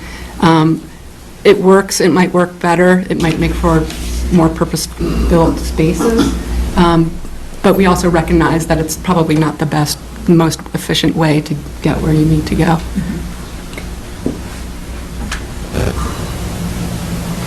In this version, make sure I have this right, we're exploring the idea of having a new Parks and Rec and combined Elder and Human Services building on the site of the existing library end of the building. So demo the library end of the building and attach essentially a new building to house those programs.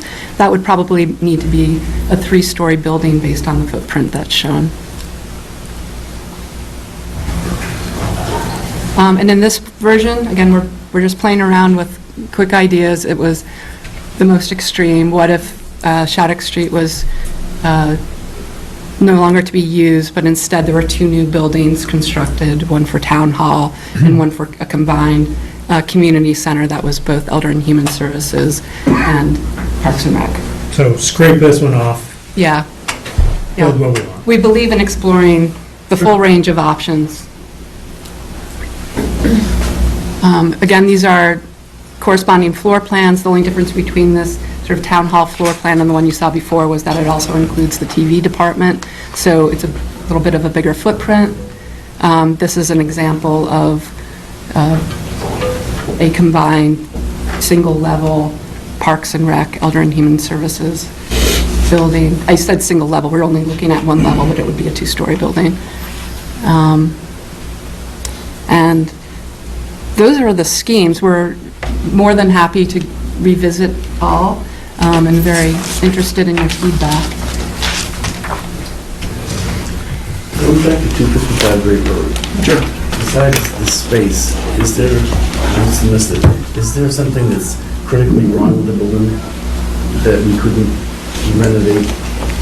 There are the mechanical reports that came out show that the units are nearing the age, their life cycle, so they would need their replacement. Likewise with the roof, likewise with the shingles.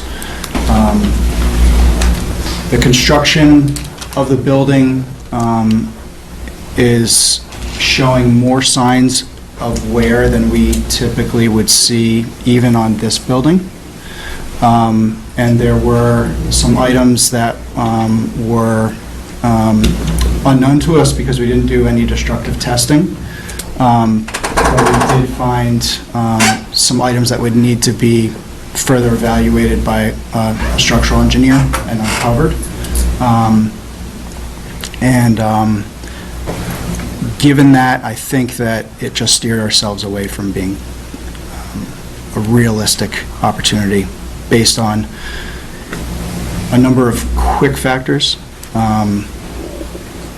What it would take to acquire the building, the deferred maintenance that would need to be done to bring it up to current standards, and then the renovation on top of that.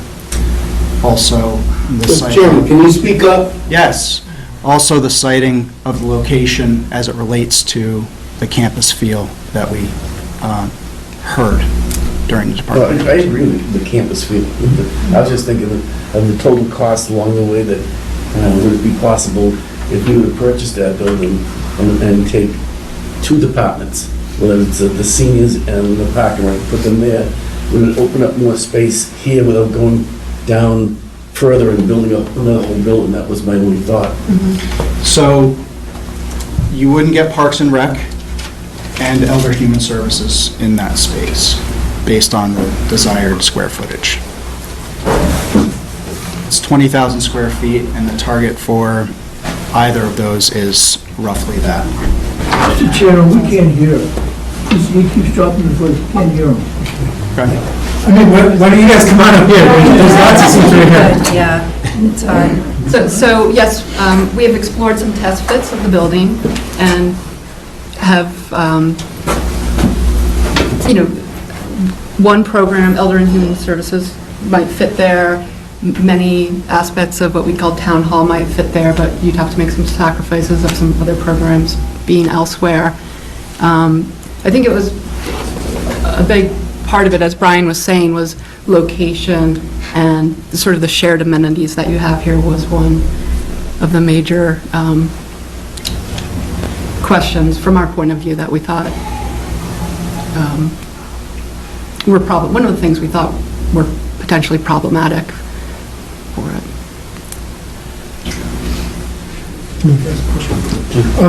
Can we go back to the fundamentals of wants versus need, and help me understand how you define those, and that's particularly in the context of those departments that are serving the community, right? And in a lot of ways, like the finance department is pretty straightforward. We need X number of people, so we need X number of desks, boom, done.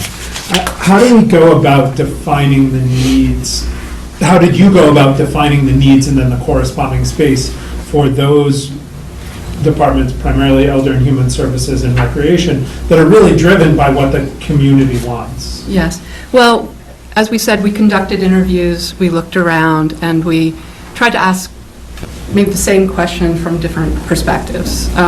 So we came up with a pretty darn robust list of requirements, and as we were showing earlier, I won't get into it now, but, have spreadsheets that say 5 offices of 135 square feet equal this much space, plus circulation, plus the bathrooms required. And so you're right, there's a lot of it that's very quantifiable and very clear. And then you get to a point where there's always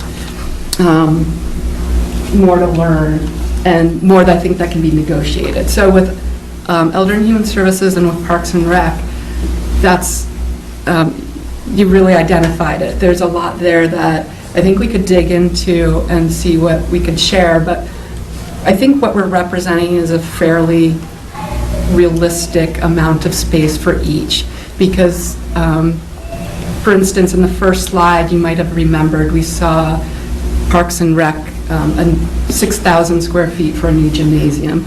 After much talk in our explorations at this point, we are not designing for that. But instead providing multi-purpose spaces for both Elder and Human Services and Parks and Rec. There might be some, with more discussion, an ability to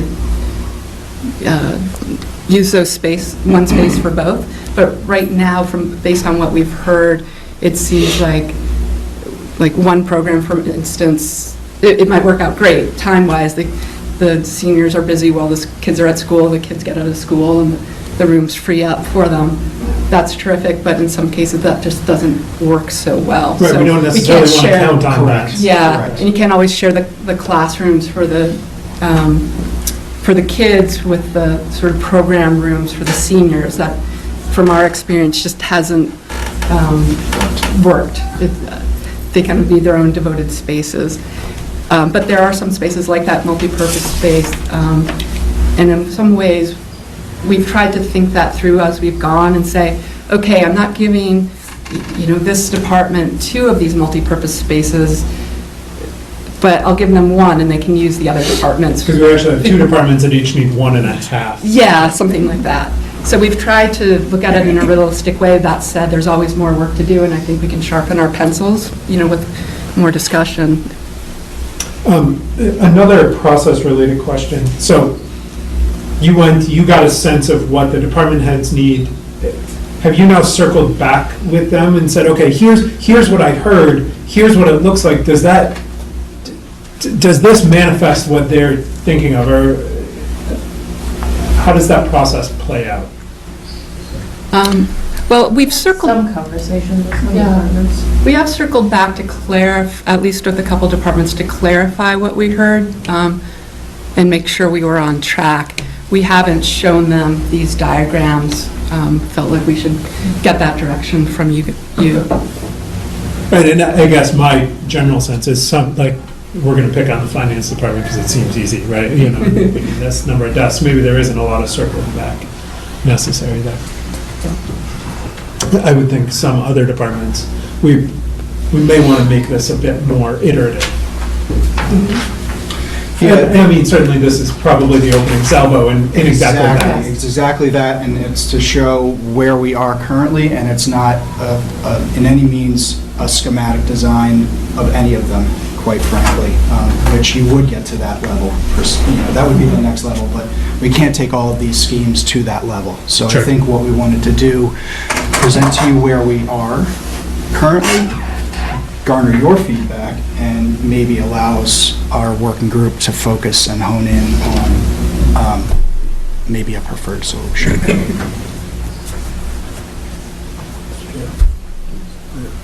I'm very impressed with the range of options and all the hard work that's gone into it. It's a lot to absorb all, of course, right now.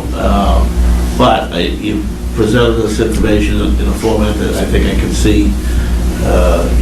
It would be easy to kind of mix and match and play with some scenarios, and you've already, as you said, covered the range. I like that, and I know that you have conducted a lot of interviews, but I think before we get too much farther, we ought to see if we get some first blush feedback from the public that's here too. I suspect there's a lot of interested folks here that may or may not have had some input to the process that they'd like to hear from.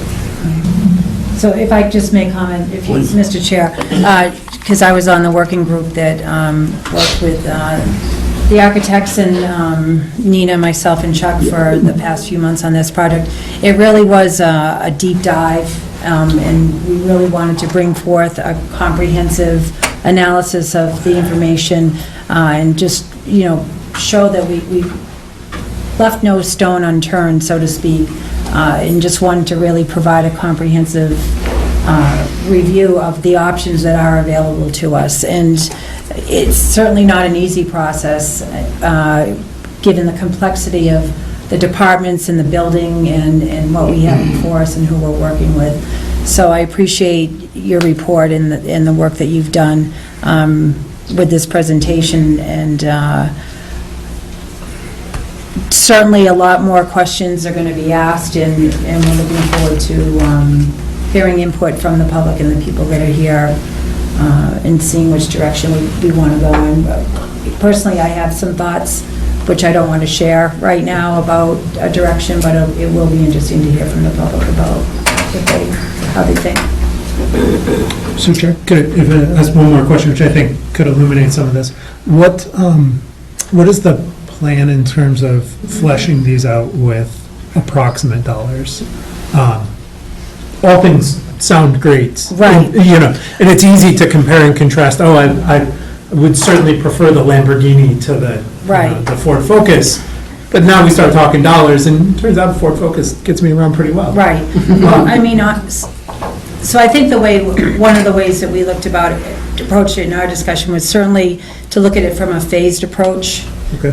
Certainly trying to identify immediate needs for certain departments. How can we meet those immediate needs? And what can we do to sort of, I don't want to say get by, but to mitigate the other departments in the long term? Certainly, as far as the Lamborghini, some of these designs are just so unreachable. You just take it off the map right away. That we're never going to obtain that goal. I mean, my gut says that. I guess my question is, do you, as professionals or as the committee, have order of magnitude understanding of what scenarios or schemes 1 through 6 are going to cost. And we know that scenario 6, where we just scrape the whole thing off and start again, is, we just know that's twice as expensive. Right. It seems like it would be, but I don't actually know. Maybe renovating is actually really expensive compared to building new, so. We're currently working with a professional cost estimator for that high-level sense of numbers on all of these. Okay. And that may help to influence your all decision. Before we get those numbers out there, though, because that's what people will hear and take away, we really wanted just honest feedback on this. Does that make sense? It makes good sense. Yeah. I'll shut up. No, no. Anyone in the public want to make a comment? Mr. Sanders? George Sanders, 682 Great Road.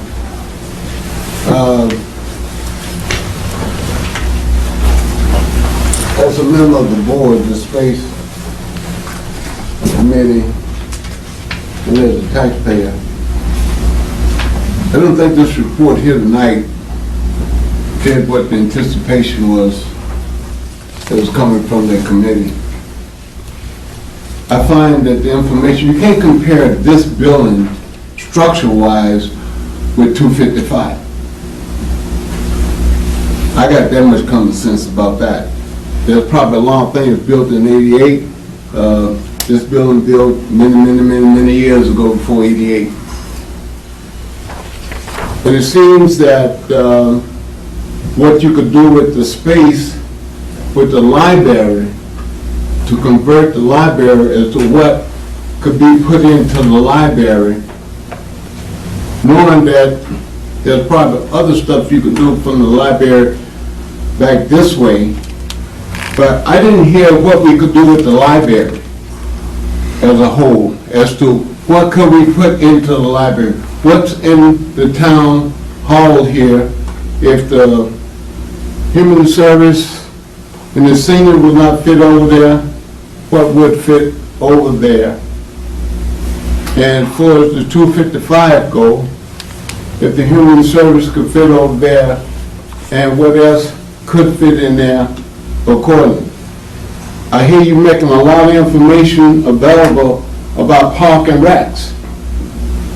I don't recall park and recs being a big picture of what was supposed to be done with regards to this area here in 255. It was human service and the senior center was two of the key items that they was concerned.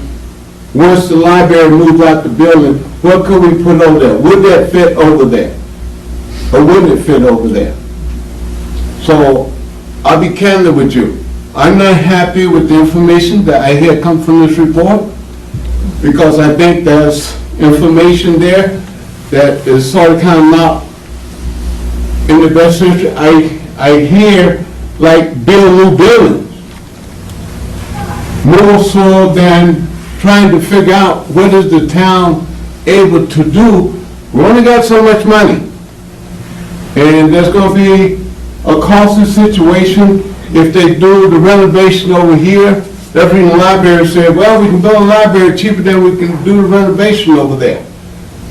But I find that irregardless of what happens here tonight, there's a lot of money that's going to have to be spent if we do that building over here, depends upon what we do to this entire building here, and whether or not we get what we want in terms of that, because we know we can't get a senior center to put in here just by the library coming out of here. That's for sure. We're not going to get it unless you add on some more space to this building. It may be more economic to add more space when you start a new foundation and attach to it, cheaper than it is to go in and start demolition. So I'm just sort of kind of shocked at the amount of time it's taken for you to bring this kind of information to the town. And the town just don't have the big bucks here to go in here and start throwing up new buildings. Thank you, Mr. Chairman. Mark? Mark Rambacher, Hartwell Ave. I'm also a library trustee and was also on the space needs. And I really have just a couple comments. One is, I think it would be good to have this presented as more of a phased approach and figure out, rather than care about what the 20-year plan is, what if we looked at what the departments needed now and see if they could fit in this building, and then come up with a 20-year plan to figure out, well, in 5 years, we're going to need to build a new building, and if we build a new building, we'll move these departments out, that type of thing, and make it more of a phased that way. The other comment I have is, I'm not opposed at all to the new building. I think the new building is fine, but where you put it, I don't think will work, and you're going to have to take the ball field just from the practical purposes. That slopes too much. You can't do. You're going to have a lot more trouble there than we had with the library. We had space going a different direction than you do. You're going to have no parking, no nothing down there. That's one of my more concerns on. I'm all in favor of building another building on this campus. I just don't think that's necessarily the right location. So. I'd like to not give up on Great Road building yet. I'd like to know the cost factor for renovating it. My understanding was that the Council on Aging and the Friends of the Council on Aging very much wanted that building and thought that they would fit there quite nicely.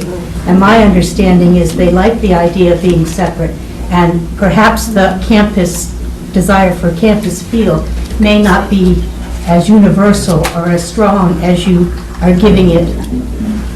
It shouldn't carry as much weight as you're saying. My understanding was the Council on Aging liked the idea of being alone and off by themselves and not having to worry about children coming and going and other issues such as that. Now, I could be wrong and that could have changed, but that was my understanding. Marge Payne, Grist Mill Road, Chair of the Council on Aging, and that is not accurate. Okay. Council on Aging has not taken a voting, has not come to a decision as to what we feel is the best approach. We know what the need is, and that's to go back to what Chase was saying, that's determined by the state of Massachusetts and the square footage that they recommend, and we are just so out of line with all of that, but that's how we got the, that square footage figure. And the projections down the road as to the number of seniors that the state has made that are going to be here in 10 years from now. So anyway, so we have not come forth. We've been working and waiting to get information just so that we can figure out what is the best approach. Do you think she'll agree? Oh, sorry. No, and we've talked, there's the issue of a community center's been out there, that's been thrown around, lots of ideas, but we need data. That's why we're waiting, and looking forward to this information. So, and hopefully, it will help guide us so that we can make some good decisions and, expand and have more space. But it really, the COA, the Friends, yes, I think, I can't speak for them, but it's not, the COA never, when we talked about it, we declined to make a vote, to come to a vote because we didn't know. Didn't have enough information. We didn't have enough information, and that's where we're still at, so. Well, first of all, as a member, Anita Harding, as a member of the COA, I thank you for the information. Oh, yes. There's an awful lot of information here to try to dissect and understand, but at least there's information here. We've been hearing over and over from seniors and elder people calling us, what's going on with the senior center? What are you doing with the $3 million? What's going on? And we've had to say, we don't know. We have no information. We don't know what the study's going to say. And at least now, we don't have answers, but we can give them ideas. We have some information that we didn't have. And the one thing I did get out of this meeting is this building has really stood the test of time. If you're saying that 255 has more constructive issues than this building does, for the age of this building, I think that says a lot. the way this was constructed, whether this turns out to be where we end up or not. I personally, not a member of the COA, but I personally would rather see the senior center park and rec here in this complex than at 255. That's only my opinion. I have other things, but I'll rest, let someone else talk. Mr. Sill? Yeah, Dave Sill, Washington Drive. As a member of the Cable Committee, could I ask again, how many iterations of all the designs is there a cable studio? Does it disappear? There's a cable studio in every iteration. Okay, same And size? we've explored it both in place, perhaps moving down one level, and relocated I mean, to a full range. a floor below with no ceiling, I mean? Yeah, we, as a firm, have done several TV studios, and we understand the ceiling height challenges, and this one is requiring further exploration. Of course, it would be ideal if the ceiling were higher, so we can't promise that it will work, but we know that we've made it work with similar height ceilings in other locations.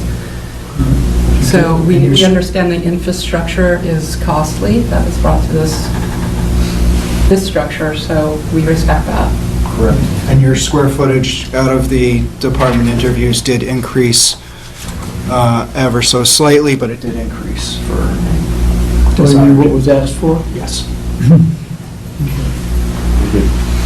Ed Mullen, the newest building commissioner. I just want to support their decision and their recommendation that this is the building that we should be looking at, and that a 1988 construction building, in my experience, as opposed to the structure we're in currently, far outweighs the value of looking back at 255 Great Road. This is where we should be looking as a building official. Why is that? Why is that? The chair, if I may. For the chair. Well, what qualifications do you have?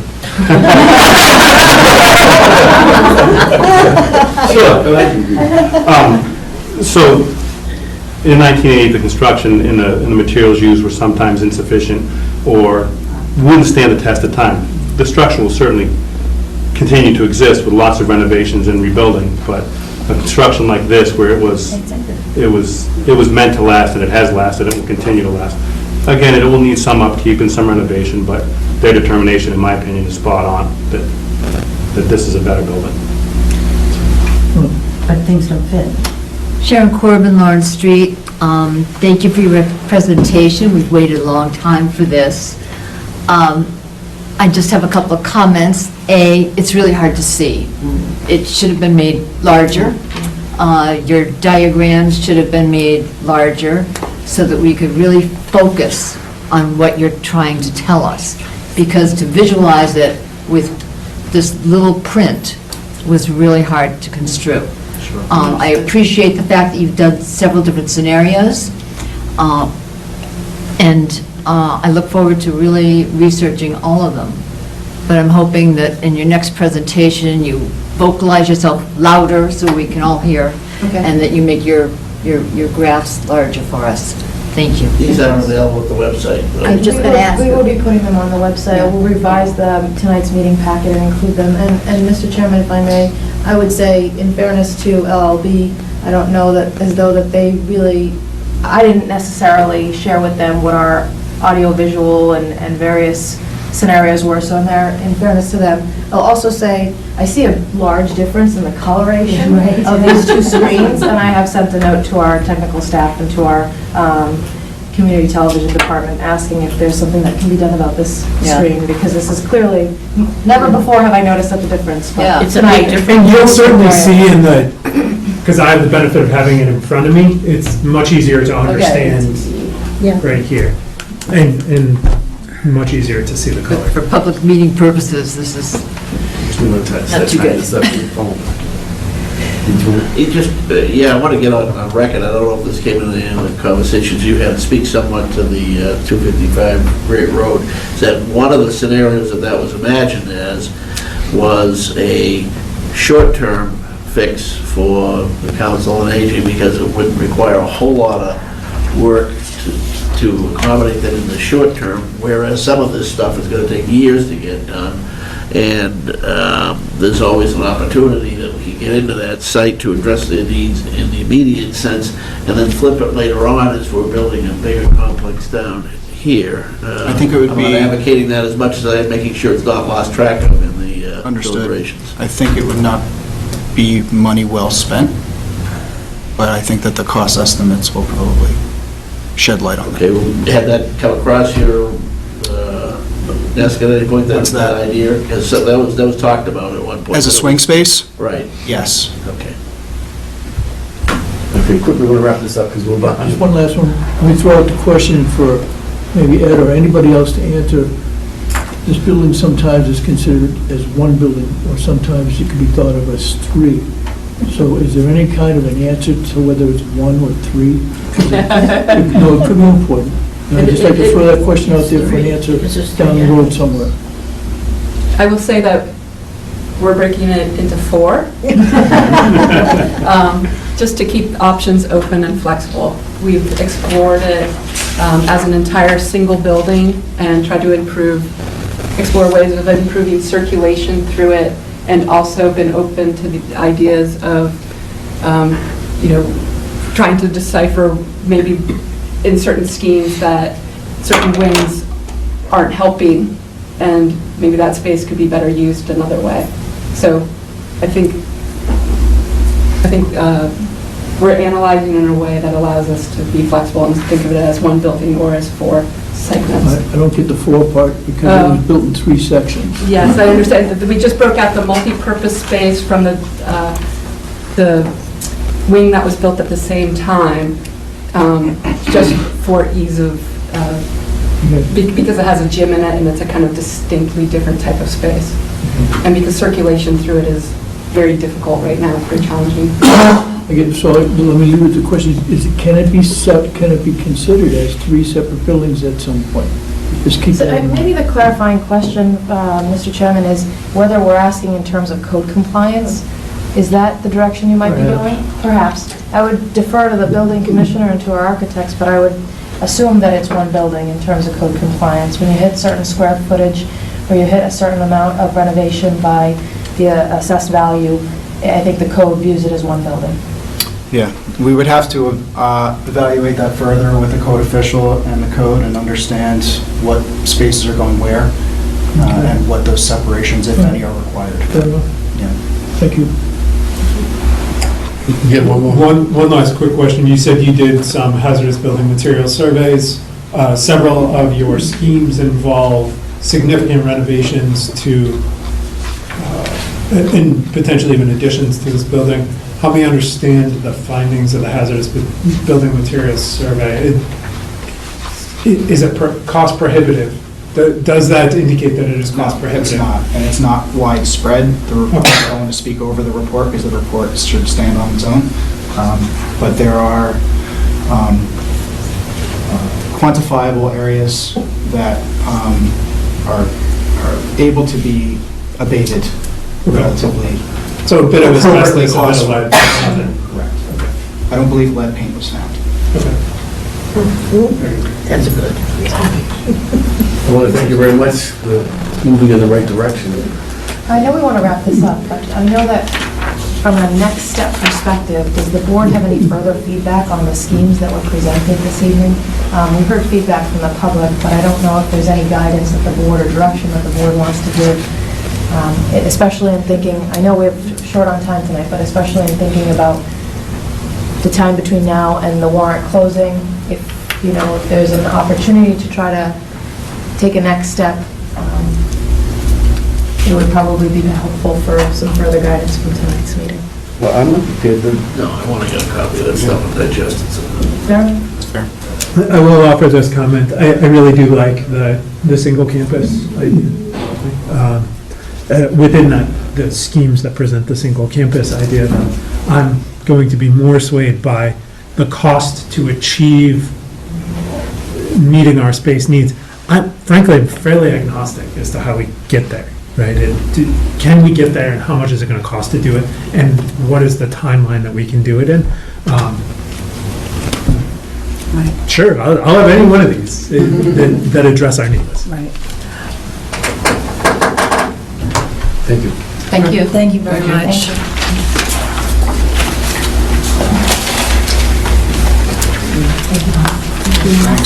So Nina, where is the full report going to be made available? We will post it on to the Board of Selectmen's meeting packet for tonight, probably no later than 10 a.m. tomorrow morning. I'm wondering if we should create a separate link on the website, just to make it easier for people to find it. Yeah, we'll put a link on the Selectmen's page. Yes, I think that might be helpful. Start developing. So people don't miss it, and then it'll just be, we can just direct Should them. we put it on the front page of the website also as a new announcement? I think we need it, right? We'll put it in all three places. I think that once people dive into what they take Brian, the Suzanne, time. thank you very much. Thank you very much.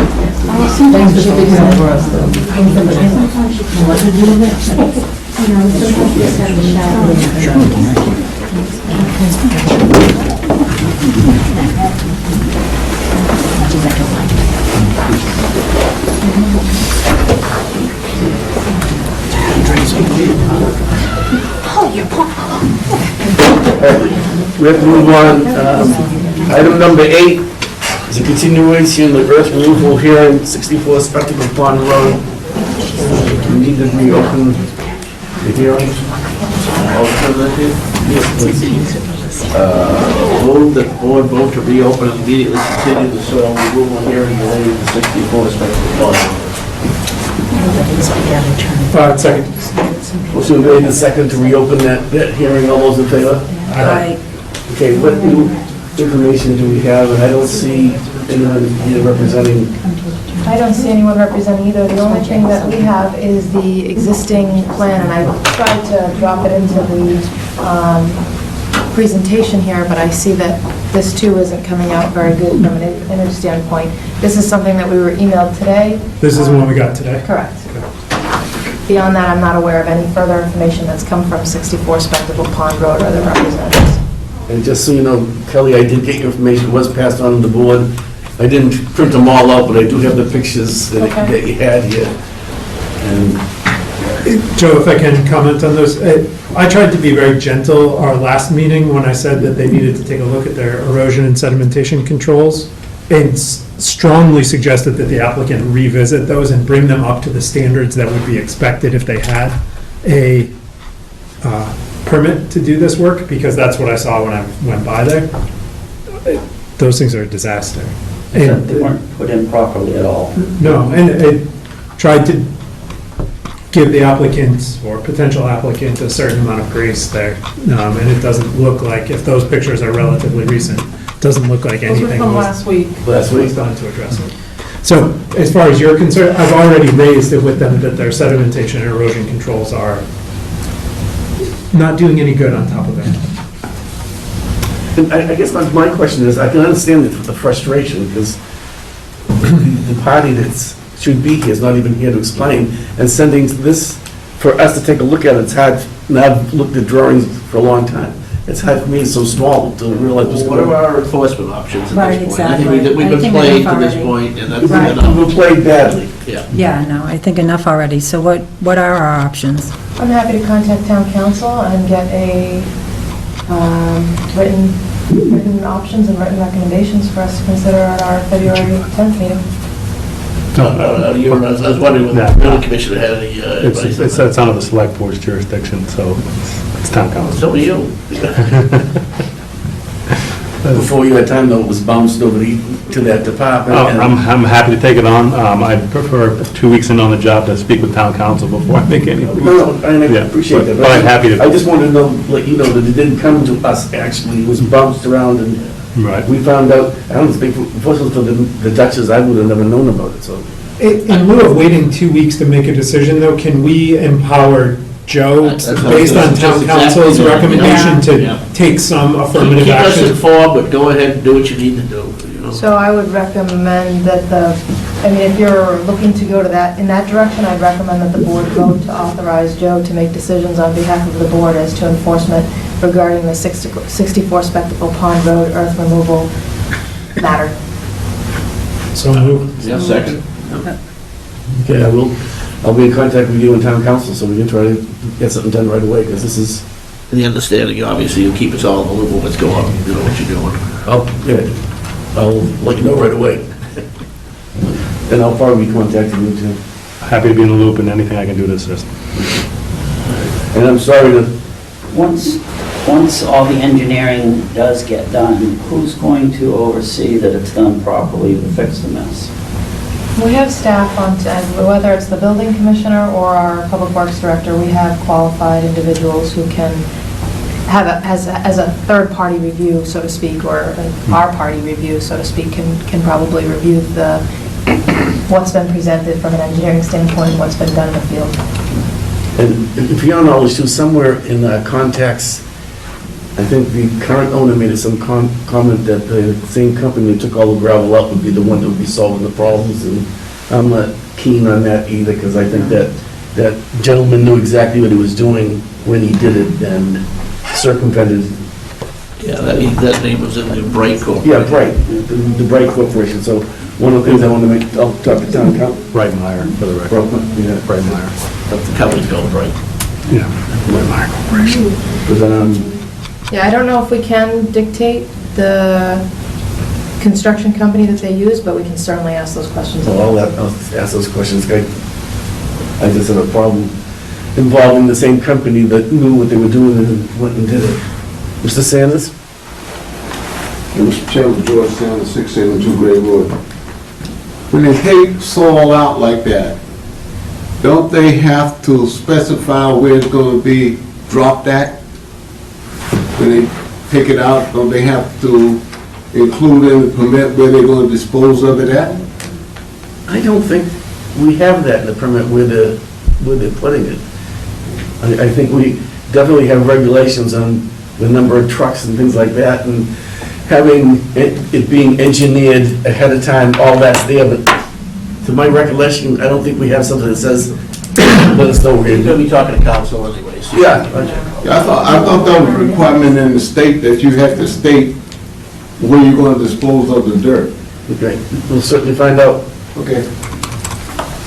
So we do, we'd like to know where you put it.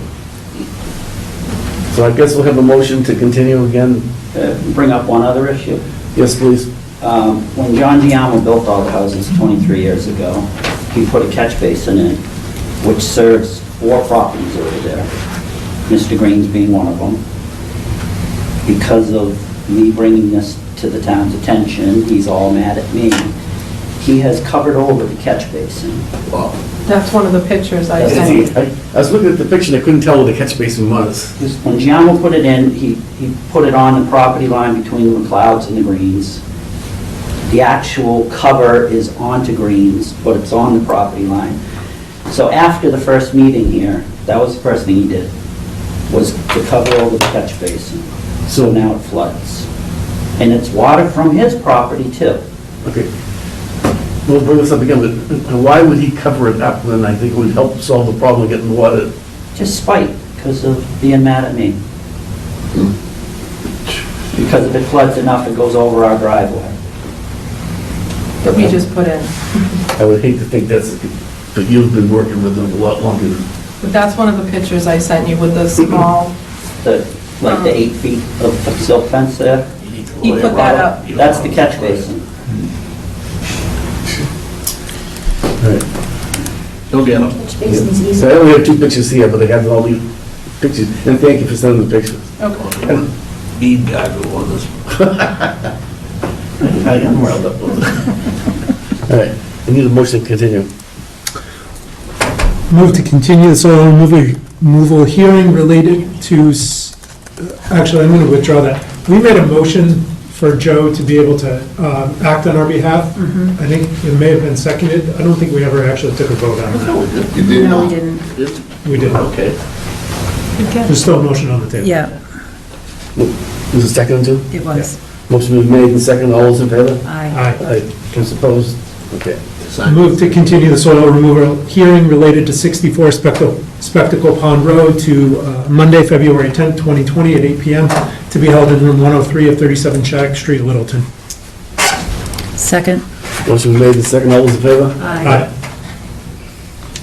Thank you. Okay, item number 9, 119 to Helen Road, land off Howard Avenue. Mr. Hanson, on this one. Okay. I'm just gonna sit back here. Yes, sir. Good evening. Rob Ansel for the Brown family. With me this evening is Cheryl Cowley, and we are here as representatives of the Brown family, and that they're interested in selling their 23.6 acres of land to the town. We've had discussions with a number of the board members on an individual capacity. We've had a few telephone calls with Chase and with Nina, and I know that the town has authorized an appraisal of the property, and we're here, I guess, as our kind of our first formal informal meeting to say that we're interested in selling the property. We're interested in selling it to the town, and we're trying to officially kick off a process.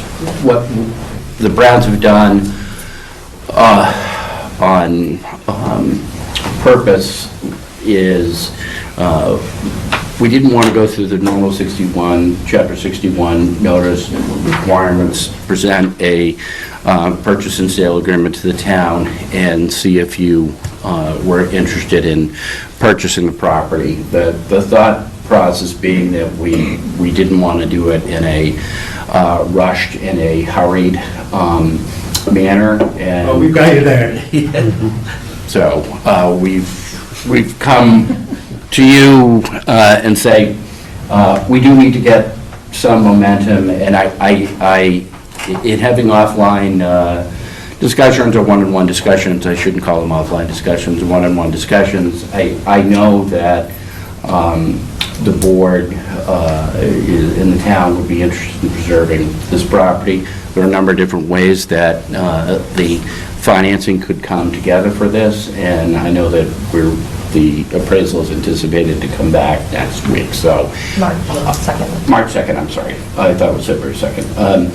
And so my goal is to say, if we can look at between, we're essentially at February 1 today and March, so that we can get ready for the annual town meeting, if there are any funding sources that the town is interested in pursuing, that they pursue those. Certainly, you can discuss amongst yourselves as to whether or not that is a good thing to do, to accept outside funding, or a bad thing. Ideally, the Browns would, as far as their order of priorities, they want to sell the property to the town. I don't think that they would mandate that we restrict out of the gate that the property be preserved for whatever open space purposes, although certainly that would be the goal. I make that statement because I don't know where we would be relative to funding and timing and things like that, but our goal is not the Browns' goal is not to limit the use of the property. The goal is to sell it, and we are doing our best to exhaust the possibility of the town purchasing it this spring and springtime meeting, and if that doesn't happen, then we'll perhaps go out to the market through Cheryl, who we've had a considerable amount of developer interest. There has been some preliminary engineering done. There has been some wetland markings. I know that Chase walked the property with some members of the Conservation Committee and noted where the wetland delineation lines were in his background, and those of the others in the group said that the wetland lines are fairly consistent with what was said on. Can I do some warm and fuzzy background? Yes. Okay, so the Brown boys grew up on that property, and up on the ridge behind the property, there's a section of very large, tall pines, that in particular, one of the Brown boys remembers spending many happy hours in and having it as his personal area, playground, whatever you want to call it. It's been important to him from the beginning that that area be preserved. And I did find a builder who was willing to work with him on that and made him a substantially higher offer than what is being discussed with the town, with the idea that that area had to be preserved, and that also that there would be a bike trail put through from Harwood to Tehadawin, with the idea that eventually they want to connect up to the lake or something like that from the train station. When they did the testing, the best testing was in those tall pines that they wanted to save, which through the whole, the builder was willing to pay 2.1 for the piece of property. But when he couldn't use that land up in the tall pines, that deal went off the table, and he reduced his offer down to, throw the numbers out there, 1.5 for the whole piece of property. At that point, the brother who really wanted this to become conservation, there are three brothers here. One really would like the whole thing to go to conservation, would give it to you if he could. One who really wants to sell it for the highest bid. And one who has a happy middle ground who wants everyone to be happy. So there's a balancing act that Robbie's handling beautifully going on here. And so there's some compromise between the brothers, and the idea is this piece of property is being offered as the whole thing, with the hopes that some of the land in the tall pines, et cetera, will be preserved as, not be disturbed, and that there will end up being a bike trail through. But they're wise enough to not tie the town's hands on when and how it works. And they also don't want to do the 61A, though there is someone out there who would, and I live right up the road from this, so having this be conservation land would be lovely for me as much as I might like to sell it to a builder. So there we go. So that's kind of our presentation. I know that we are awaiting the results of the appraisal. I know that there are considerable Community Preservation Act funds available. What I really don't want to end up happening is having tremendous selectmen support, and I know that there are a lot of funding issues that are coming up at the annual town meeting, and I want to just say if there are some other groups out there that are interested in funding, then I would like to see a committee formed for that purpose, just because I don't want to have a funding gap. I do think that to get back to the warm and fuzzy thing, as you referred to it, this is a really key parcel of land. It connects a number of parcels of open space.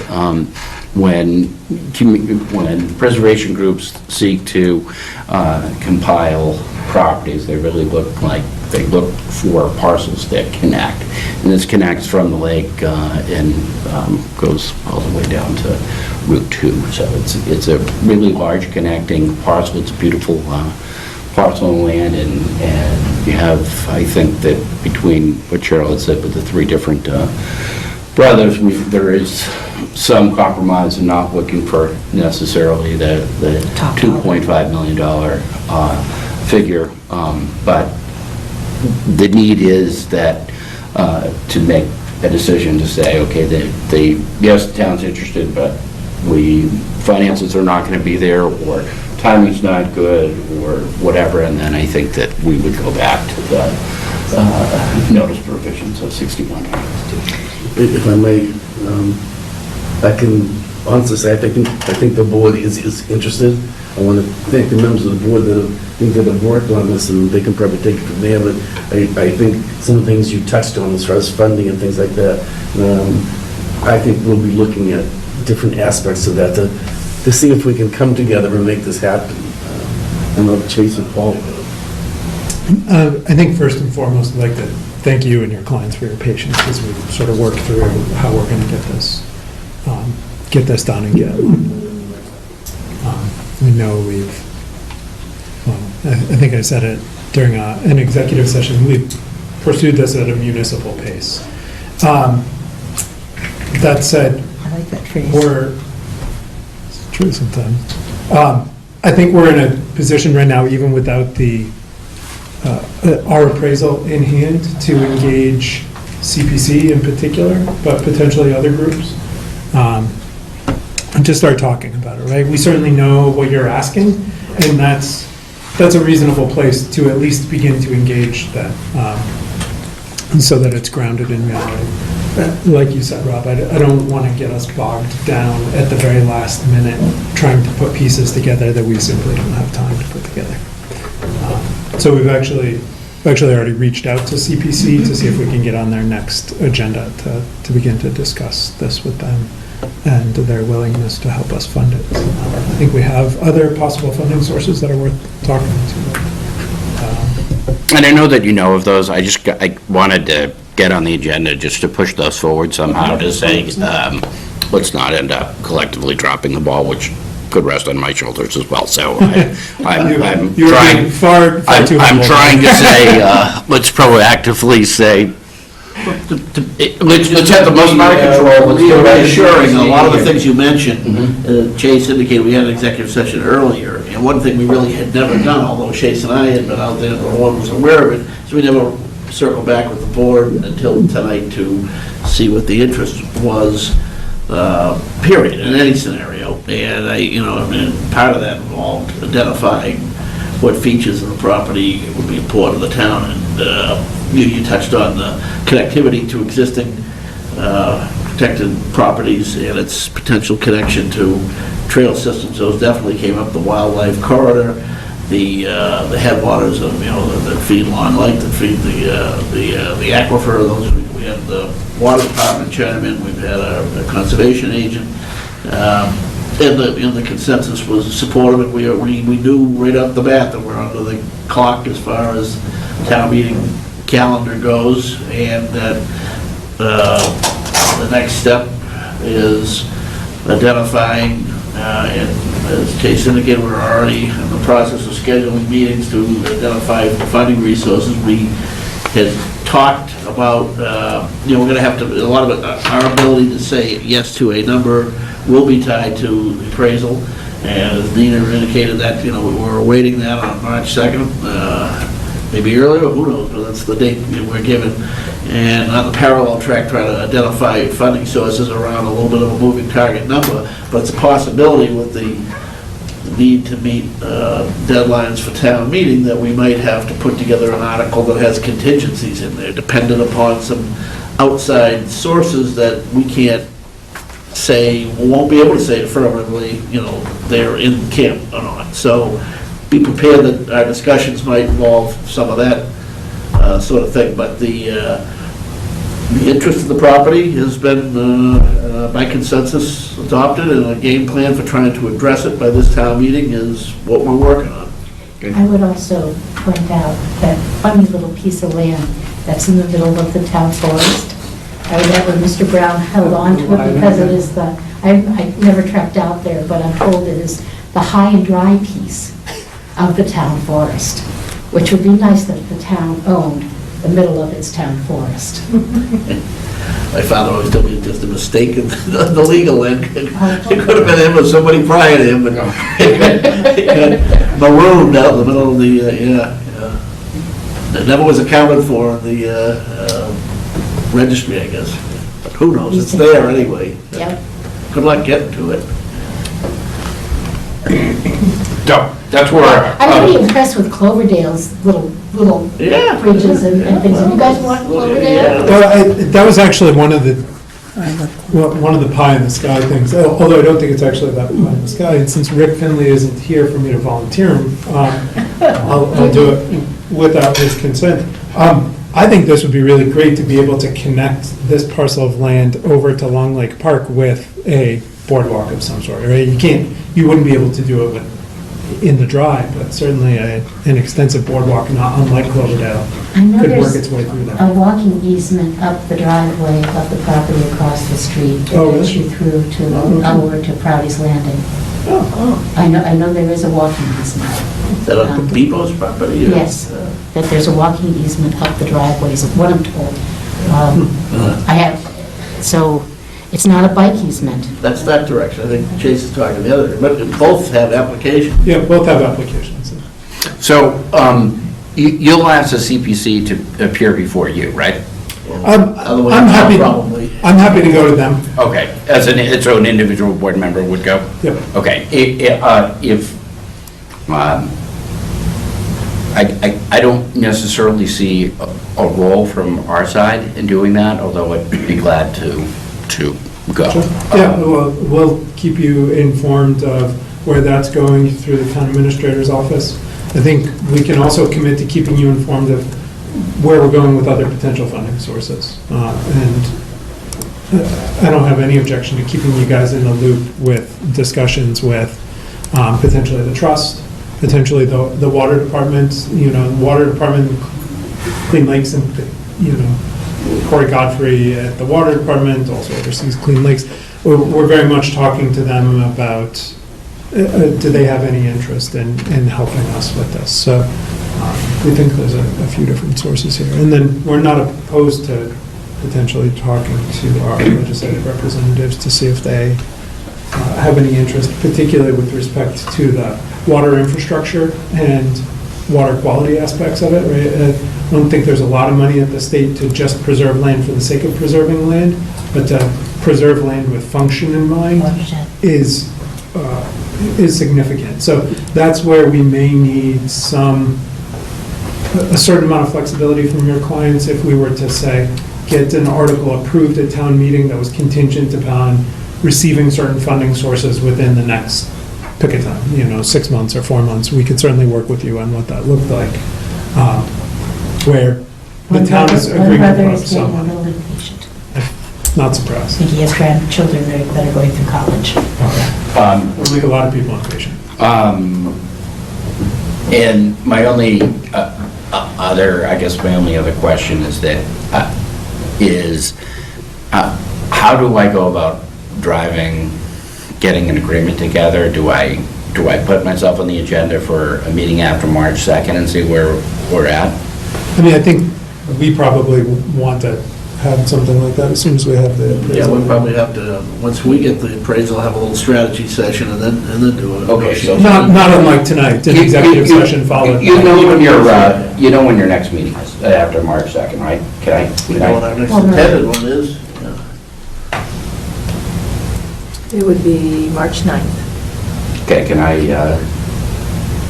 we reserve a place on the agenda for that meeting, and if it gets canceled, it gets canceled, or you want me to follow up as we get closer? It's fine with me. We haven't discussed it, it came up in our executive session discussions, is the house. That comes with it, we're assuming, or? It does come with Yeah, it. okay. I have suggested to the Browns many times that the town probably is not interested in owning Don't be a so quick to house. assume that. I mean, it could be broken off and sold to recoup. Or it could be repurposed, too. Okay. Oh, it's repurposed, never mind. I guess you don't want to say it right at the moment, but I think lots of things could be on the table, affordable housing, workforce housing, Swing space. swing space. have you been in that building? Building commissioner's You don't you don't even want to go in that building. It's an old building. It would need, it would be tough. It would, but on the other hand, as a fixer-upper, tear-down, rebuild kind of thing, it has value. All right, thank you. Okay, thank you very much. Can I take, on a totally different subject, take 30 seconds? This is not my 30 seconds. Oh, the blankets, I thought you were gonna, yes, you can on something like that. Is that all right? I didn't make it here in time for public input. The Rotary is having a blanket drive at the homeless shelter. This time of year, the homeless shelter in Lowell has 90 regular beds that are always full, but they take in 200, over 200 people. They don't turn anyone away at this time of year. on emergency hot bases, and they are in desperate need of blankets. So we're holding a blanket drive, we're putting boxes in all the schools. We have a box at DCU and a box at Donald, so we could put a box there. So I'm hoping to post this around and wanted to get the word out. All right, good work, as always. Thank you. Thanks. Thank you. I didn't know what topic you're going to bring up. It's 9:20. Oh, no, 30 seconds. Thank you. Thanks. Number 10, we've taken number 11. Thank you. Okay, number 11. Of course, yes. So we're at the point where the board has received the information that has been reviewed by the analysis and the ultimate conclusions and questions, really, by the finance group, as well as a memorandum from the Board of Assessors. And, depending upon the way that the board wishes to go about furthering reviewing this proposal, assuming it wishes to do so, there are some options for the board to consider, similar to the ones we had when we were looking at HCA negotiations. Like I say, I'm interested in being involved, whatever form it is. I had been before, I'm not swayed on it, but I'm intrigued by it. And so, I've had the earlier conversations, Chuck and I did with Mr. Park. And I know, Joe, you and somebody, was it you and Cindy that had met with? Yeah, but as far as that initial was because I've been on the board for a long time, and he knew me. I have no problem having Chuck. I mean, I think it was Chuck. Yeah. Oh, sorry. I think it was Chuck that one. The initial meeting that Paul just Yeah, referenced? it was Chuck and I initially, sorry. but then there was another one with you and Joe and Chuck, yeah. Joe and Chuck, okay. But I'd like to be involved beyond the sewer and the Baker House. I don't have a whole lot on my plate right now, anyway. Well, it's okay with the board. I'd like to have Chuck and Paul take over that. And so, Or resume. yeah, and so Resume, that would, so, as again, similar to the HCA negotiations, that would be a subcommittee of the Board of Selectmen and be subject to the open meeting law. That's the only structure that works in this scenario, with 2 members involved, and that's... 2 members not having a majority of the board, how does that not allow us to have a work? Just repeating what Chris Heap said when he was here discussing the HCA, and that's well known to me in terms of the open meeting law as well. So I'm also confirming Chris Heap's interpretation, and by no means am I the person to do that. He's the attorney, not me, but in my experience, if the board delegates to more than one member of its board, then it is considered a committee that's subject to the open meeting law. Okay, not to dwell on that, but in the past, I think from Tom Harrington, we've had the opinion that 2 people could go work on it, but we just want to get this done, so. Yeah, whatever structure it takes, and I'm happy to follow up and talk with Chris on that, or report back, or have him report back on the board, but either way, I would prefer it be 2 members, and I'd like to be involved with it. You guys happy with Chuck and Paul? Yeah. I mean, in so much that I'm happy with the idea of the TIF. I will say. You didn't like it. Did I not make that clear? Oh, yeah. I will say, as far as the TIF is concerned, or as far as the subcommittee structure is concerned, I'd like to understand what we're asking the subcommittee to do. I would be very uncomfortable sending the subcommittee out to just come back with, okay, here's the TIF, vote it up or down. I would rather have something more incremental, and just want to understand what the mandate is. I mean, I'm fine with that too. Analysis stage, come back with, here's what he's asking for, based on the analysis, and what he's asking for, here's what we think we ought to be asking for, if anything, not like you won't see us again until we come back with the final option. That wouldn't be my intention. And the key thing that he said was, if anything, so there is a possibility, we might not agree, but at the same time, there might be something that could be worked out. And I guess I would be interested in this subcommittee, even if you came back with something that you say, this is the best we can do and we don't like it. I think that's a valuable thing to come back with, rather than, no, we're done. I'd rather the board collectively make that decision. Yeah, I mean, at this stage of the game, I don't even feel comfortable we know all the implications of what the proposal now, so I mean, this is the analysis. We were going to bring, the finance team. Right. Was, at our last meeting, that's what we discussed, yeah. Yeah, that would probably be step one, that and reestablishing contact with Sam. Julie, did you want? Yeah, it was Julie Rupp, New State Road. Just to, if I could offer my perspective on a TIF.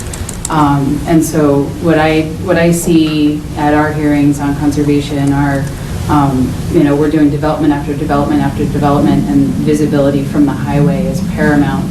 And these developments are going right up against jurisdictional boundaries, and a lot of expense is taken to, try to do a waiver to go into our no disturb or, that type of thing. And so I would say, from my perspective, we are at such high demand from commercial and industrial development with visibility from the highway. I just don't, they want to be here. I just don't see maybe the reason for a TIF. And that's from my perspective, from what I see. I fully understand there are things that I'm not aware of. Historically opposed. I just wanted to provide that historically perspective. opposed most all the TIFs, but Yeah. there are some, at least from the get-go, stated considerations that complicate that piece of it, that business agreements that have been reached that. And I fully recognize that I don't have the full picture. Yeah. I just thought I would provide my perspective that folks are really bending over backwards to have visibility from the highway with respect to what they're seeking to do. And so I think Littleton is desirable, and we're in a really strong place to negotiate and, help with our revenue. Thank you. Thanks.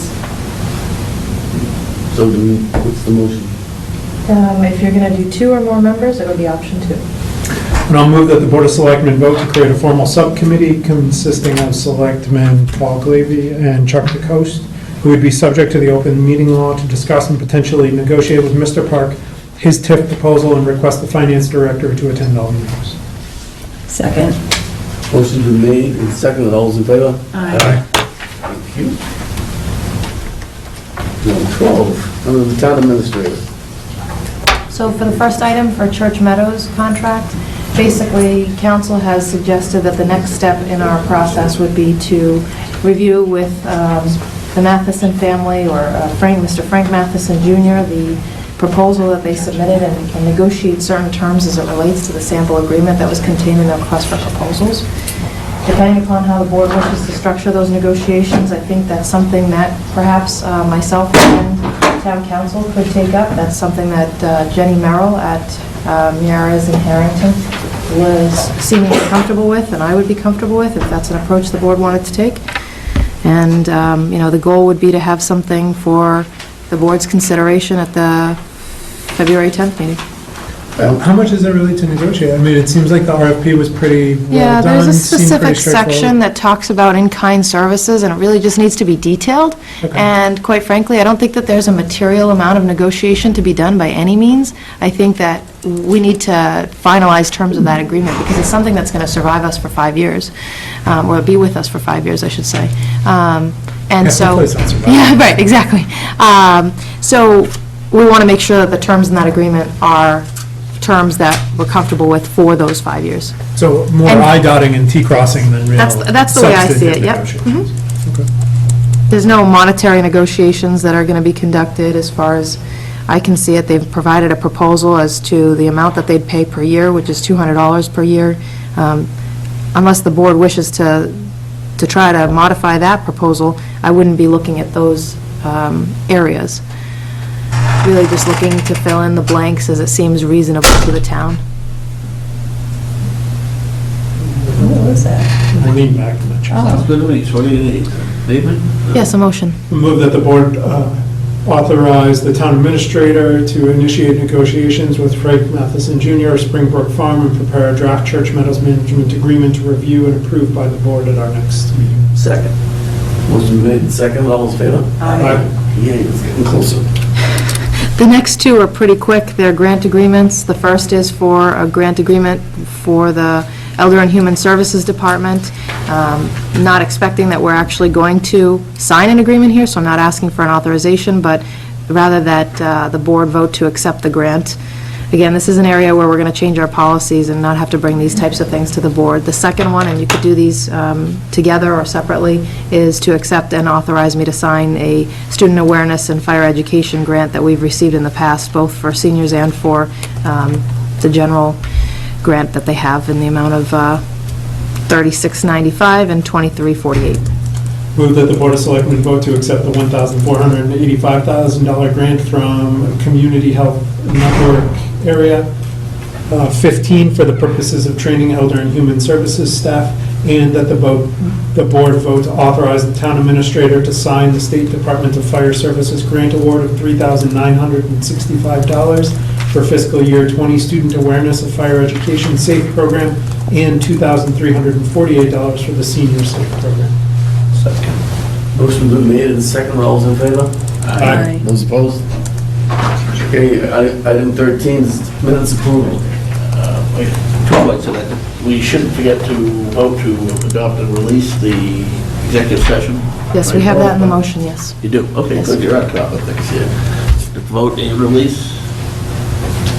Yes, I just say approve, which, I mean, we can add the word release. Yeah, I just had one, January 13th, January 13th, right where it says Department Board updates on the Littleton Water Department. It's true or indicated of support of the process for expanding the district for betterments and growth of the town, but that was predicated on the need to look into how the expansion of the district impacts betterments, fees, etc., and that whatever process we establish is acceptable to the state oversight. So I don't remember the wording I had, but the key point of the reason I spoke is I wanted to make sure that got in the record, and the department got in as I'm supportive. I'm supportive as long as that exercise takes place. The need to make sure expansions of the district and how they impact betterments and fees are done in a process that is consistent with state practice or state policy. Be glad to review have the meeting minutes reviewed and insert the language that was discussed if the board wants to approve those minutes as amended. That's what I'm looking for. One other amendment under item B, the Littleton Common Revitalization Committee. There are several references to the TASC, TA Selection Committee. That was supposed to be the TAC, Transportation Advisory Committee. Yes. The motion that was up there said task, but the motion I made said Transportation Advisory Committee, so I'd like to see the minutes amended Sure. to make sure. We have someone who knows cars and trucks, not town administration. Right. Well, if we're going to be making changes on the second to last page on the dedications of the town report, Walter Bartkus, that should be spelled correctly. It doesn't matter that it's not spelled correctly here, but going to make sure it's correct on the town report. That's Bartkus. We'll make all 3 changes. Thank you. Move that the Board of Selectmen vote to approve and release the executive session meeting minutes of December 16, 2019, and the regular session meeting minutes of January 13, 2020, as amended. Second. Motion been made and second. All those in favor? Let's adjourn. Before that, I just want to say, nice to have you here, Joe. You had a lot to say tonight, but it'll I didn't want to ruin the streak, but I just did. Okay, do we have a motion? Second, yeah, I do. Motion been made and second to adjourn. All those in favor? Aye. Thank you very much for watching. Good night.